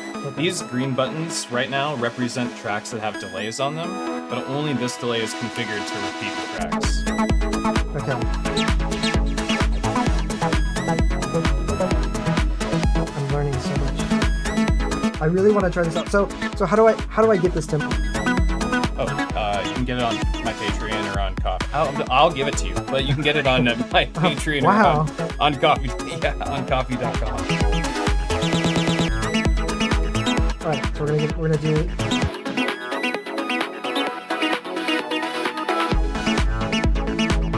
This is cool. I can see myself just like sitting at my desk and just zoning out and playing with this until I get the hang of it. Yeah, I think like you can kind of like, for me, I start building the effects ideas into like a track. I'll think like, oh, this song is in. There you go. In like this song's in Party or this song's in Crush or whatever, in the different effects blocks. Yeah, I haven't even looked at the other parts. But you can also do like DJ style transitions because you can record loops. So if we're on track 4 and I just hit rec 3, the next time the sequencer passes after 8 bars. Wait, what do you do again? I'm sorry, You press track 4 and hit rec 3, and then I'm gonna hit it again. And now we're actually recording your music live right now. Now it's playing. Is the record button quantized? Yeah. Okay, cool. Yeah. So if we go over here, and now we're in your track. The recording. Oh. Wow. It's nice. I didn't even notice the changer room. It's really cool. It's because if you do it really fast, you can't hear it. Otherwise, there's a little bit of dead. There's a dead zone, like right here. Live recording. Yeah. You just do a little quick flick of the. I mean, you can barely tell, to be honest. I'm such a sucker for beat repeat. Me too. It's just like if you see me perform live and I'm abusing the beat repeat all the time. I'm just a sucker for it. It just sounds. Then you'll like a lot of these effects because like a good portion of them are built using beat repeats. Because like what I'll do is I'll take a beat repeat and then I'll grab a moment of audio and the crossfader will snap that moment of audio at the end of the crossfade. So beat repeats always start once the crossfader hits the end on the effects. And then I'll filter and use ramp LFOs that are quantized to the beginning. It's called sync trig. It's like same thing as the M8 does, but it syncs it to the beginning of a pattern as opposed to like a trigger. So it's just always at the beginning of a track. And I'll use a ramp LFO that will take the filter up over a beat repeat. And then it will slowly like introduce chorus or reverb to it as well. And then you just snap it back at the end. All right. I'm probably playing this with this when I get home. This is sick. The next time you see me play, I may have this set up. We'll see. No promises. That would be but crazy. I don't know when I'm playing next, but when I'm playing. Aren't I playing with you? Are we? Oh yeah, we are. Yeah. Wait, we playing together? Are you playing that show?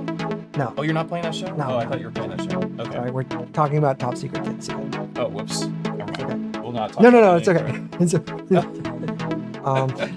It's big things coming, as the kids say. Big things coming. Yeah, I'm excited. Yeah. What's going on with the chat? Oh, yeah. Hello, everyone. I've been staring down at this for so long. I forgot about you guys. I apologize. Yeah, we can kill this. Yeah, people are just talking about how awesome your tunes are, mostly. Oh, wow, thank you. Working on techniques to mix different feels of the same track on push 3. That sounds tough. Push and 3. cool. Have you played with the push 3 at all? I think I saw, like, you had just gotten it or something. I think it was the last time I was over. I was pretty upset with the push 3 when I first got it. We mentioned S a while back. I heard that the Opal stuff got some push 3 implementation. Oh, and I so haven't even tried it yet. That to me is like, if you haven't used Force Opal before, it's incredible. Yeah, he basically remade the Digatone. It's like a brand new Digatone. With a sequencer and everything. Everything. It's got all the same sort of sequencer functionality, and then all the instruments he built for it are incredible too. Yeah. If you haven't played with them, there's there's an FM synth. There's like a crazy granular thing. There's like physical modeling synthesizer, all sorts of stuff in it. It's really, really physical cool. modeling? Yeah. I think it has like I a didn't physical. realize that. I think don't quote me on that, but I'm pretty sure one of them is. It's not like the Digatone at all. Isn't it using FM synthesis? I thought it was. And what I meant by Digatone too is it's like, using a sequencer similar to the Electron sequencer. Yeah. Am I wrong? I mean, so we're talking about the Force Opal, which is a Max for Live. I don't know. It's like a synthesizer sequencer. Yeah, the Force Opal. Yeah, it's kind of like an Electron style sequencer synthesizer that runs in Max for Live. It's absolutely bestial. There you go. Not physical modeling. A modal synth. I don't know too much about modal synthesis. I couldn't say I know like a gone deep into modal synthesis. Yeah. You guys don't understand rhythm? I can't say I understand the rhythm. I've used it like once, and it's pretty good. It's dope. Yeah. It's awesome. I don't know. Rhythm's the shit. Yeah. I love the rhythm. I love all the Electron stuff. I love anything tracker, anything step sequencer with parameter locks is like instant win for my part, especially if it sounds good. Yeah. Which all the Electron stuff does, and so does the M8. Yeah. And so does this. Yeah. This thing sounds really good. I really do think that I was pointing at the Polyam tracker, but the synth engines I really like. Yeah. I really like is it the VAP? I don't know what VAP stands for. The WAP? VAP. The WAP. The WAP is pretty good. Virtual analog Polysynth, maybe? pizza. Pizza? Yeah. Virtual analog pizza. And then I have not played with the perk either yet, because Perk is dope. yeah? It's really dope. I Yeah. think it's in here. Yeah, check this out. Just real quick. I love your camera on rail system. It's beautiful.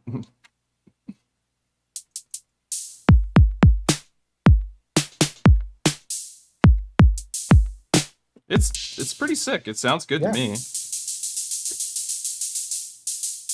Hey.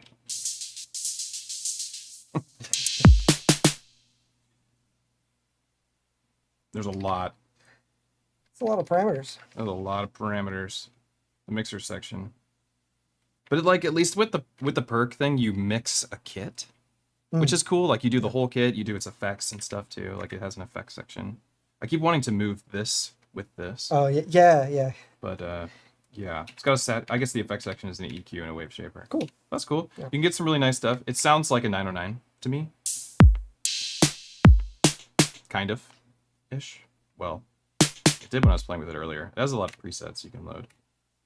Never mind. Failed that one. This has a lot of presets. Anyway, I think it's dope. I'm gonna be doing some more. I'm gonna make a track on the Polysynth Tracker Plus because I'm excited about the polysynth. Like having a polysynth. That's like what I was saying before we started the stream. I was like, one thing would be so dope if one day we got a polysynth, like a true poly, not a paraphonic poly. Yeah. In here, it would be pretty cool. M20. What is boring? Copy more? I don't know what. What's up, Nick? So many M8s. We have 1 million M8s over here. I have 3 M8s. Mikey has like 5. Yeah, I have these. Yeah, these 2 Model 2s, the beta unit, and 2 Model 1s. So yeah, 5. Yeah, you have 5, I guess. Holy smokes. Sorry, I have a problem. It's a good problem to have. I think that is awesome. I want to use the dual M8 workflow. I think that's a really cool idea. Yeah. So in that regard, are you writing like a song and then you just have like a main project and you just keep copying it over? Yeah. So one of these is my primary. I think it's the one that says it's got this serial number on it. I don't know if anyone can see it. I don't think you guys can see it. It says it's got a cool serial number. Don't worry about it. Top secret. I know. But yeah, I have my primary M8, and I pretty much write all my music on this one. And then when it's time for usually it's like when it's showtime is when I will transfer or backup. So it kind of works as like a sort of like a have one as a backup.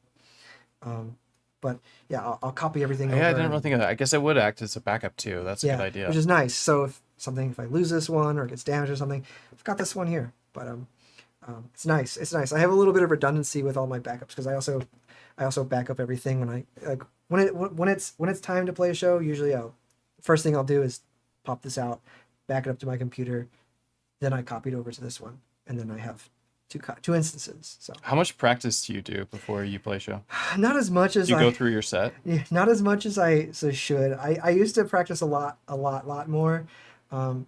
Usually when I have a bunch of new songs, I'm starting to write a new set list, and I have to refigure out how everything's going to fit together. It's one of those things that I'm sort of gotten a bad habit of not practicing enough. I need to really think about, songs that are in relative keys so that they'll sing a little bit better. Yeah. I did this B2B with Graz. It's quick shameless plug. I have a YouTube channel, Mikey303, and I have a bunch of my live sets. And one of the sets recordings is a B2B I did with Graz, and I learned a lot playing with him because he really, again, he has a lot of experience doing DJing stuff, and he kind of has a better idea of like how these tracks should flow together, making sure that they're in the right relative keys so that they when they're playing simultaneously that they actually sound really good. He has a really good ear for it. And after doing this BTB with him, I'm like, wow, I should really do this more. So So like it's like it's like leveling your game up. Because Like, it's so easy to just stop a song and start a new song, or, you know, I'm just matching tempos. I'm not really thinking about how these frequencies are actually going to play with each other when they're all playing simultaneously. I should be doing more of that. There's always room for improvement, and collaborating with other people really helps bring that out. Where you're like, you can kind of really see where your skills can be like sharpened. right.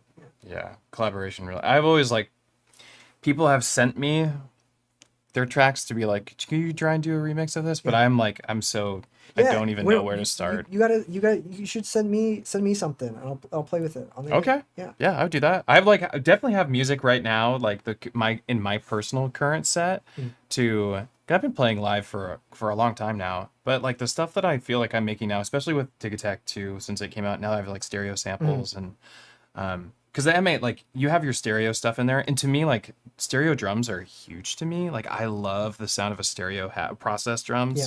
Like, hats that are wide, snares that are wide. Yeah. They sound so good to me.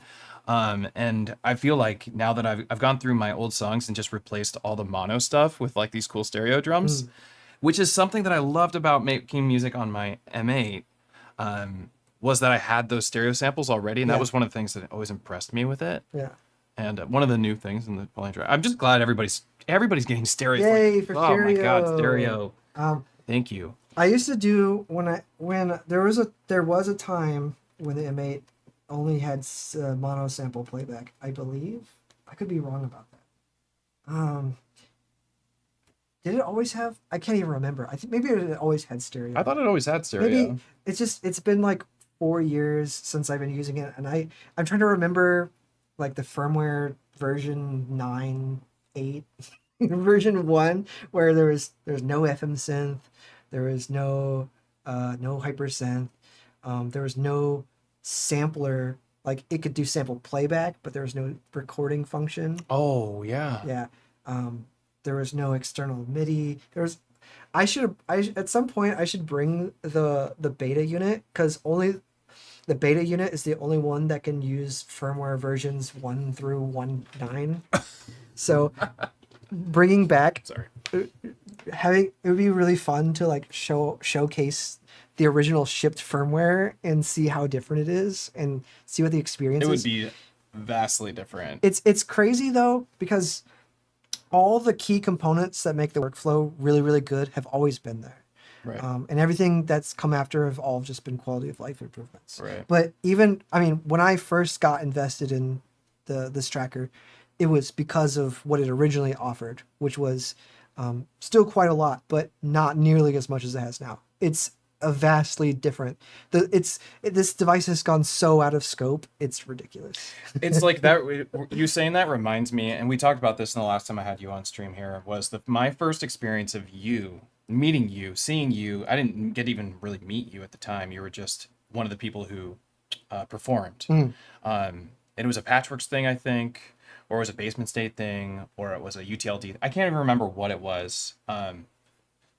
Anyhow, you played your music. I think it was a Patchworks thing. Probably Patchworks. I think it was a Patchworks thing, and you were making your music on the Nerd Sequencer. And I remember thinking, because everybody was making shit music on. Straight up, dude. Like, I'm not gonna sugarcoat it.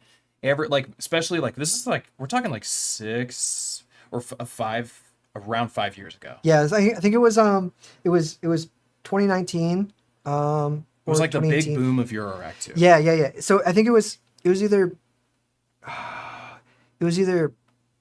the summer before COVID started. It was before COVID. Okay, yeah, I was doing NerdSeek stuff, and it was for one of the modular nights live stream. It was a modular night. So you got it. This is it. So this was my first time seeing you, and you were under Skybox. Yes. And I just remember like there was a bunch of artists. I think maybe I played. I can't remember if I played or not, but a bunch of artists, and everybody sounded great. And that's not what I was implying by people make shit music.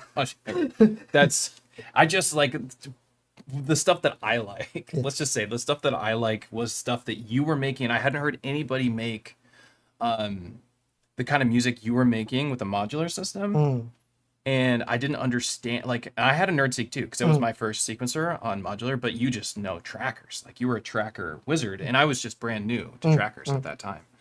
And I was so impressed by your music, and I was like, "Who is this person?" I was like, "What is going on?" You had like a 7U IntelliGel case, I think. It was a 7U with a NerdSeek in it, and you were making these really fun bops like this, dude. Like the tracks that you make on here, but in modular. Yeah. Which was like, I was like, whoa, this is crazy. I miss that rig. That rig was sick. It was your rave rig? It was my rave rig. Yeah. And I liquidated it. We talked about this last time too. I liquidated it once the M8 came out, because I essentially had just made an M8 tracker with the NerdSeek, because you had some cool stuff. It had mutable braids. It had mutable braids. I had the DenSeek, the VCF and OSC 303. So I had my. But that was acid analog though. Yeah, it was. Yeah. But you're still doing that here. Yeah. See, with the 303. Yeah.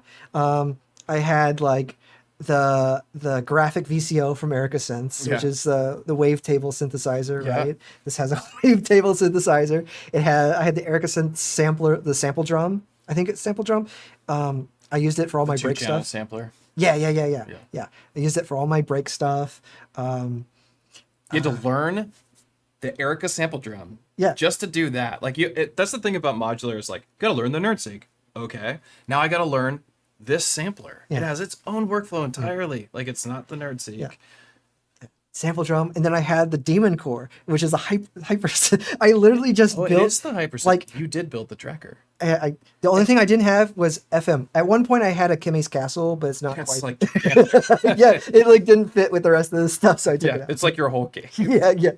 And Kimmy's Castle is really cool though. And then Erica Sense Baseline, which is beautiful. But then you have this. So like, okay, let's just talk about this for a second. Hypothetically, not hypothetically, I guess the truth is, M8 does what M8 does. It does dope stuff, or in a groove box. Yeah. I'm just jumbling this all together.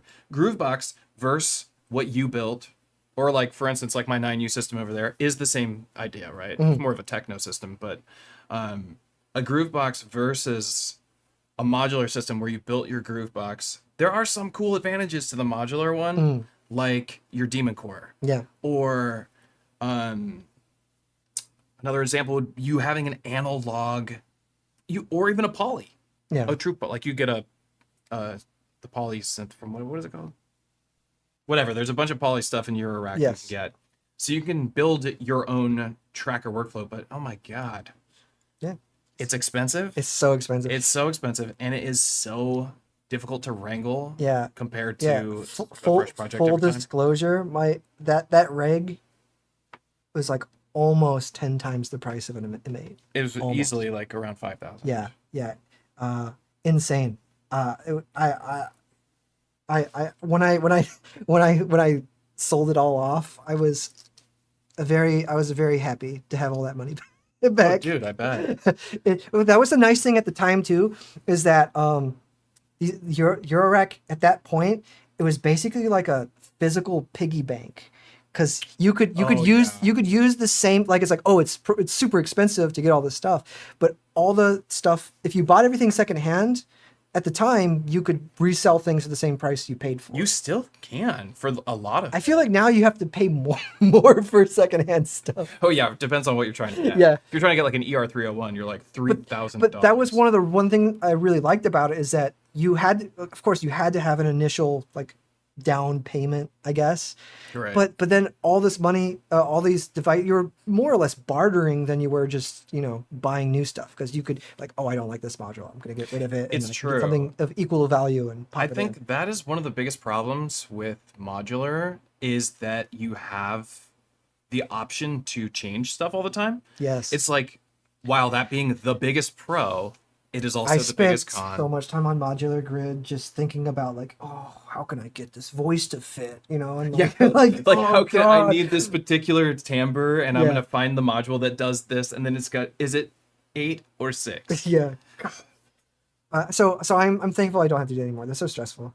I still I think about like selling it, but I also love my mod. Like, look at all this. It's ridiculous. It's beautiful. There's a bunch. But no, I do miss it. And at Super Booth, I got to hang out and talk to Thomas about NerdSeek stuff, and it is a vastly, much like the M8, it is a vastly different thing than when I first had it. Oh, it's He's so- implemented so many things that Yeah. I've like, okay, maybe I'll get like a little like palette or something and just do like a little tiny, like a micro version of the Rave Rig or something. Dude, I think the whole world would be blessed to have you get back into doing some modular stuff, because the modular community needs some like really awesome tracker folks to like, you know, I think we would all love your music. It's like, I miss it. It is fun to have all those cables. There's something satisfying about having all the patch points and getting your hands in there and things are getting out of tune and you're fighting part I it. don't like. You don't like that part? No, I don't like that part. It's always an uphill battle. The uphill battle part, I'm not a big fan of. Well, shout out to Mikey. Mikey's the one who told me to design self-patch cables for Modbang, which are these little Yay. tiny little patch cables, little right angle cables.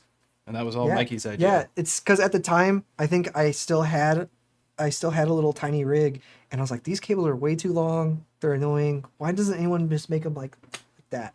I remember I didn't even know you very well, and you're like, you should do that, and I was like, that's a good idea. And then bam, we made it happen. Yeah, it's crazy. I love that. I'm glad that you're here and you're the one who told me to do that. Yeah. Well, we're over the 2 hour mark. Do you want to play like one more track for us, and then we'll say au revoir? Yeah. What should And, I play? Eat some food and stuff. Cause Yeah, I'm so gonna hungry. I'm gonna die if I don't eat. I don't know what I have. Avril Cadabra's here. Hello. I also saw Lucas or Infodrive. Hi, Infodrive. So the last time I played, or I was here on stream, we had a collaborative track that everyone was a big fan of called Slow Burn. Let's see, it's in my collab. Oh, that's right. Yeah. This was a collaborative track with Infodrive. So shout out to Infodrive. It wouldn't be the same without. Here, I'll play it. Here's a work in progress. Infodrive docs. Sorry. This is a collaborative track. This one is still very heavily work in progress, and I've played it live a couple times. But this is a collaborative track I did with my friend Floor Baba. Super good. Also, everyone should listen to Floor Baba. So this one does not have 303, so I'm going to turn it off, and we can press play.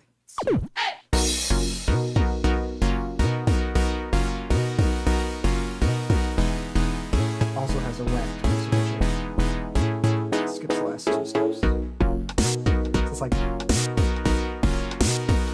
7 over, or what's that? 15 over 8 or something.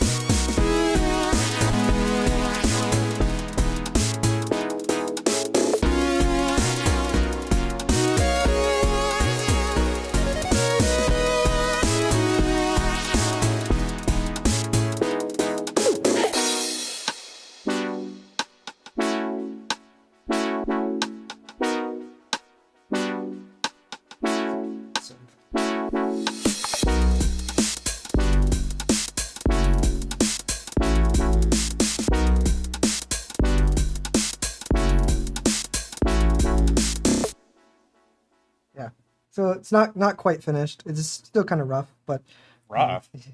What? Sounds awesome. yeah. No, there needs to be a little bit. There's it's missing some stuff, but Oh, yeah. dude, it sounds so good. Yeah, it's using some really wacky. I don't know what this time signature is. It's Somebody said they think it's 7/8. 7/8. Yeah, 1 2 1 2 1 2 3 1 2 1. Yeah, it's 7/8. Thank you, everybody. That's right. Yeah, it's 7/8. There is a 4/4. There's like a halftime section. This breakdown. This is 4/4.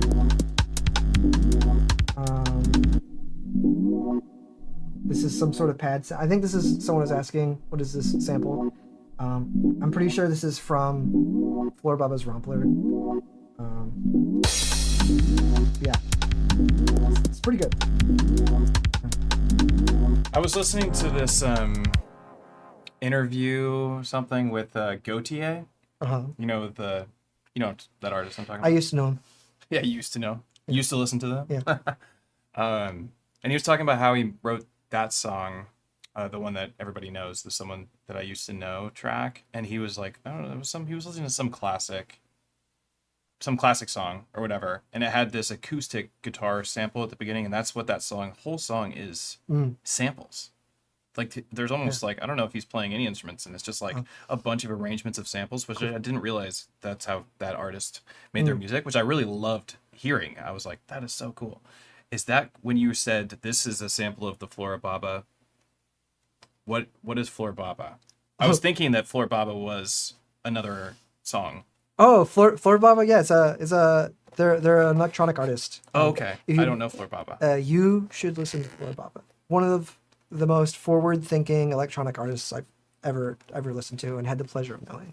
So that sample was from a Floor Baba track? This is from Floor Baba helped collaborate on this track. Oh, Floor Baba helped collaborate on this track. Yeah, this is a collaboration with Floor Baba, and I'm pretty sure that pad is from.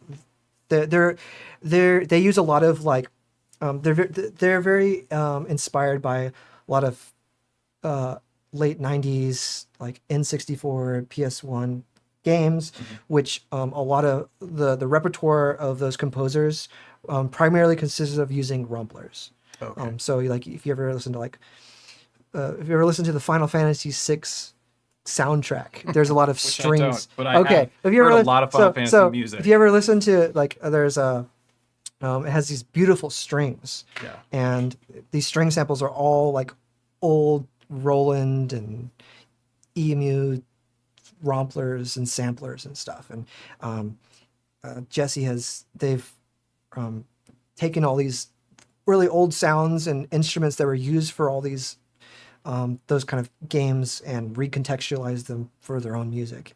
And it's really cool. So you get this like, it's almost like this weird like nostalgia sound, but you can't really identify it. And it's sort of like, you know how there's a lot of like chip music that's like old Game Boy and Nintendo stuff where you're like, oh, you know, you get hit with that nostalgia factor because you know what a Nintendo sounds like, right? You know what an NES sounds like. Yeah. But when you listen to like that late 90s, early 2000s like era, Sega like PS1, PS2, where it's all these like, it still has a sound. There's so many like YouTube channels now that are like, I will show you how to make PlayStation style drum and bass. And it's like use romplers. I think I actually watched that video. Yeah, and there's like use romplers, because they used romplers in all their stuff. It's like solid, you know. But incredible, super talented. I highly recommend it. I'll check it out. I can forward you some. Because that's like the thing. I really want to spend more time, like I was saying before, listening to more music. I think like we all need to do that. Maybe not all of us. Some people are just music junkies. Like my uncle's like music. Yeah. Blah, blah, blah, blah, blah, blah.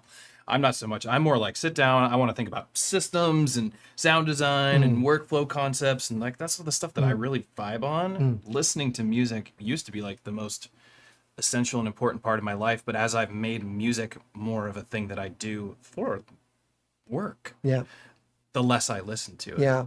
You know what I mean? I think I've been the same way, and it's just it's really important to listen to music if you're making music.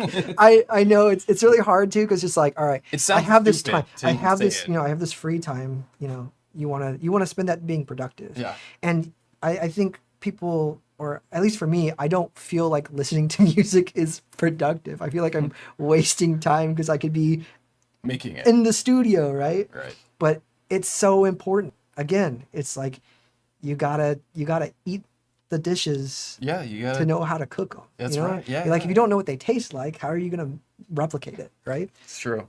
Or make your own recipe, right? Yeah, no, I think it's so important, and I'm glad that that came up during our discussion today, because it has been weighing on me. Like it's a heavy thought for me. It keeps coming back to me. I was like, you need to listen to more music, because I only recently have I been diving into like trying to do other genres, and then like the last year I'd say, where I was like, I want to learn techno, or I want to learn drum and bass, or whatever. Yeah. And I know that to get good at that, what I did to like start figuring it out, not to get good at it, that's up to everyone else to decide, but like to figure out how to sound design like them or to make the drum patterns, I watched some tutorial videos on some stuff, but for the most part it was just listening to those genres of music. Yeah. Which before maybe I didn't even think to. Like I don't listen to techno very much. I make techno because it's fun Yes. to make. But do I listen to that much techno? Not really. You know what I mean? I just enjoy the process of making techno. Yeah. I mostly listen to the stuff that I grew up listening to still. Yeah. You know? And that imparts a unique flavor to the stuff you're making as well. So It does, you know, yeah. and it's really cool. Yeah. It allows you to kind of, I don't know, use concepts outside of techno and bring it in. Yeah, and then a you whole get different told it's flavor. not techno. And then you're like, it's not techno, yeah. Then they're like, that's not techno, and I'm like, well, Oops. what? God damn it! Yeah. All right. Well, no, I'm starving. This has been awesome. Thank you, Yeah. Mikey, for coming on the stream today. Yeah. Always grateful to have you here. You're such a talented artist. Thank you for doing the presentation on the M8 Model 2, which is not available for pre-order right now. Maybe probably sold out. The next available batch for pre-order will be June 10th. So this next June upcoming 10th. Monday Okay. at like 7 in the morning. If you want an M8 Model 2, June 10th, Yeah. next Monday, get one. You should. You should get one. You should get all the trackers. Get them all. Get them all. Get them they're all. amazing. There's so Get there's all so the many trackers. hardware trackers. Get all of them. Buy all the Yeah. trackers. Yeah, that's dope. I kind of want to get a second one. Now I was like, Yeah. oh, I can't wait to get the switches on. Yeah. We'll get you those custom switches. You'll be all set. I'm so excited. I'm so stoked. All right. Yeah, that's going to be it. My name's Matthew, aka EZBOT. If you like these kind of streams, if you like this kind of content, feel free to like the stream so other people see it. That will help. And subscribe to the channel so you can watch more of this stuff. And if you want to go a little further, you can visit patreon.com/EZBOT and help fund this channel so we can continue to do cool stuff and get more instruments on the table. If you want to get the performance template like we had Mikey playing with in the magnet overlays and stuff, you can visit modbang.com or Patreon or coffee.com. And that's the only commercial I'm going to give for you today. Thank you everybody for hanging out. I will see you next week, probably this Friday actually. I might see you this Friday for another stream with my M8, and I'll go nuts. So yeah, I'm stoked. Cool. All right, everybody, take care.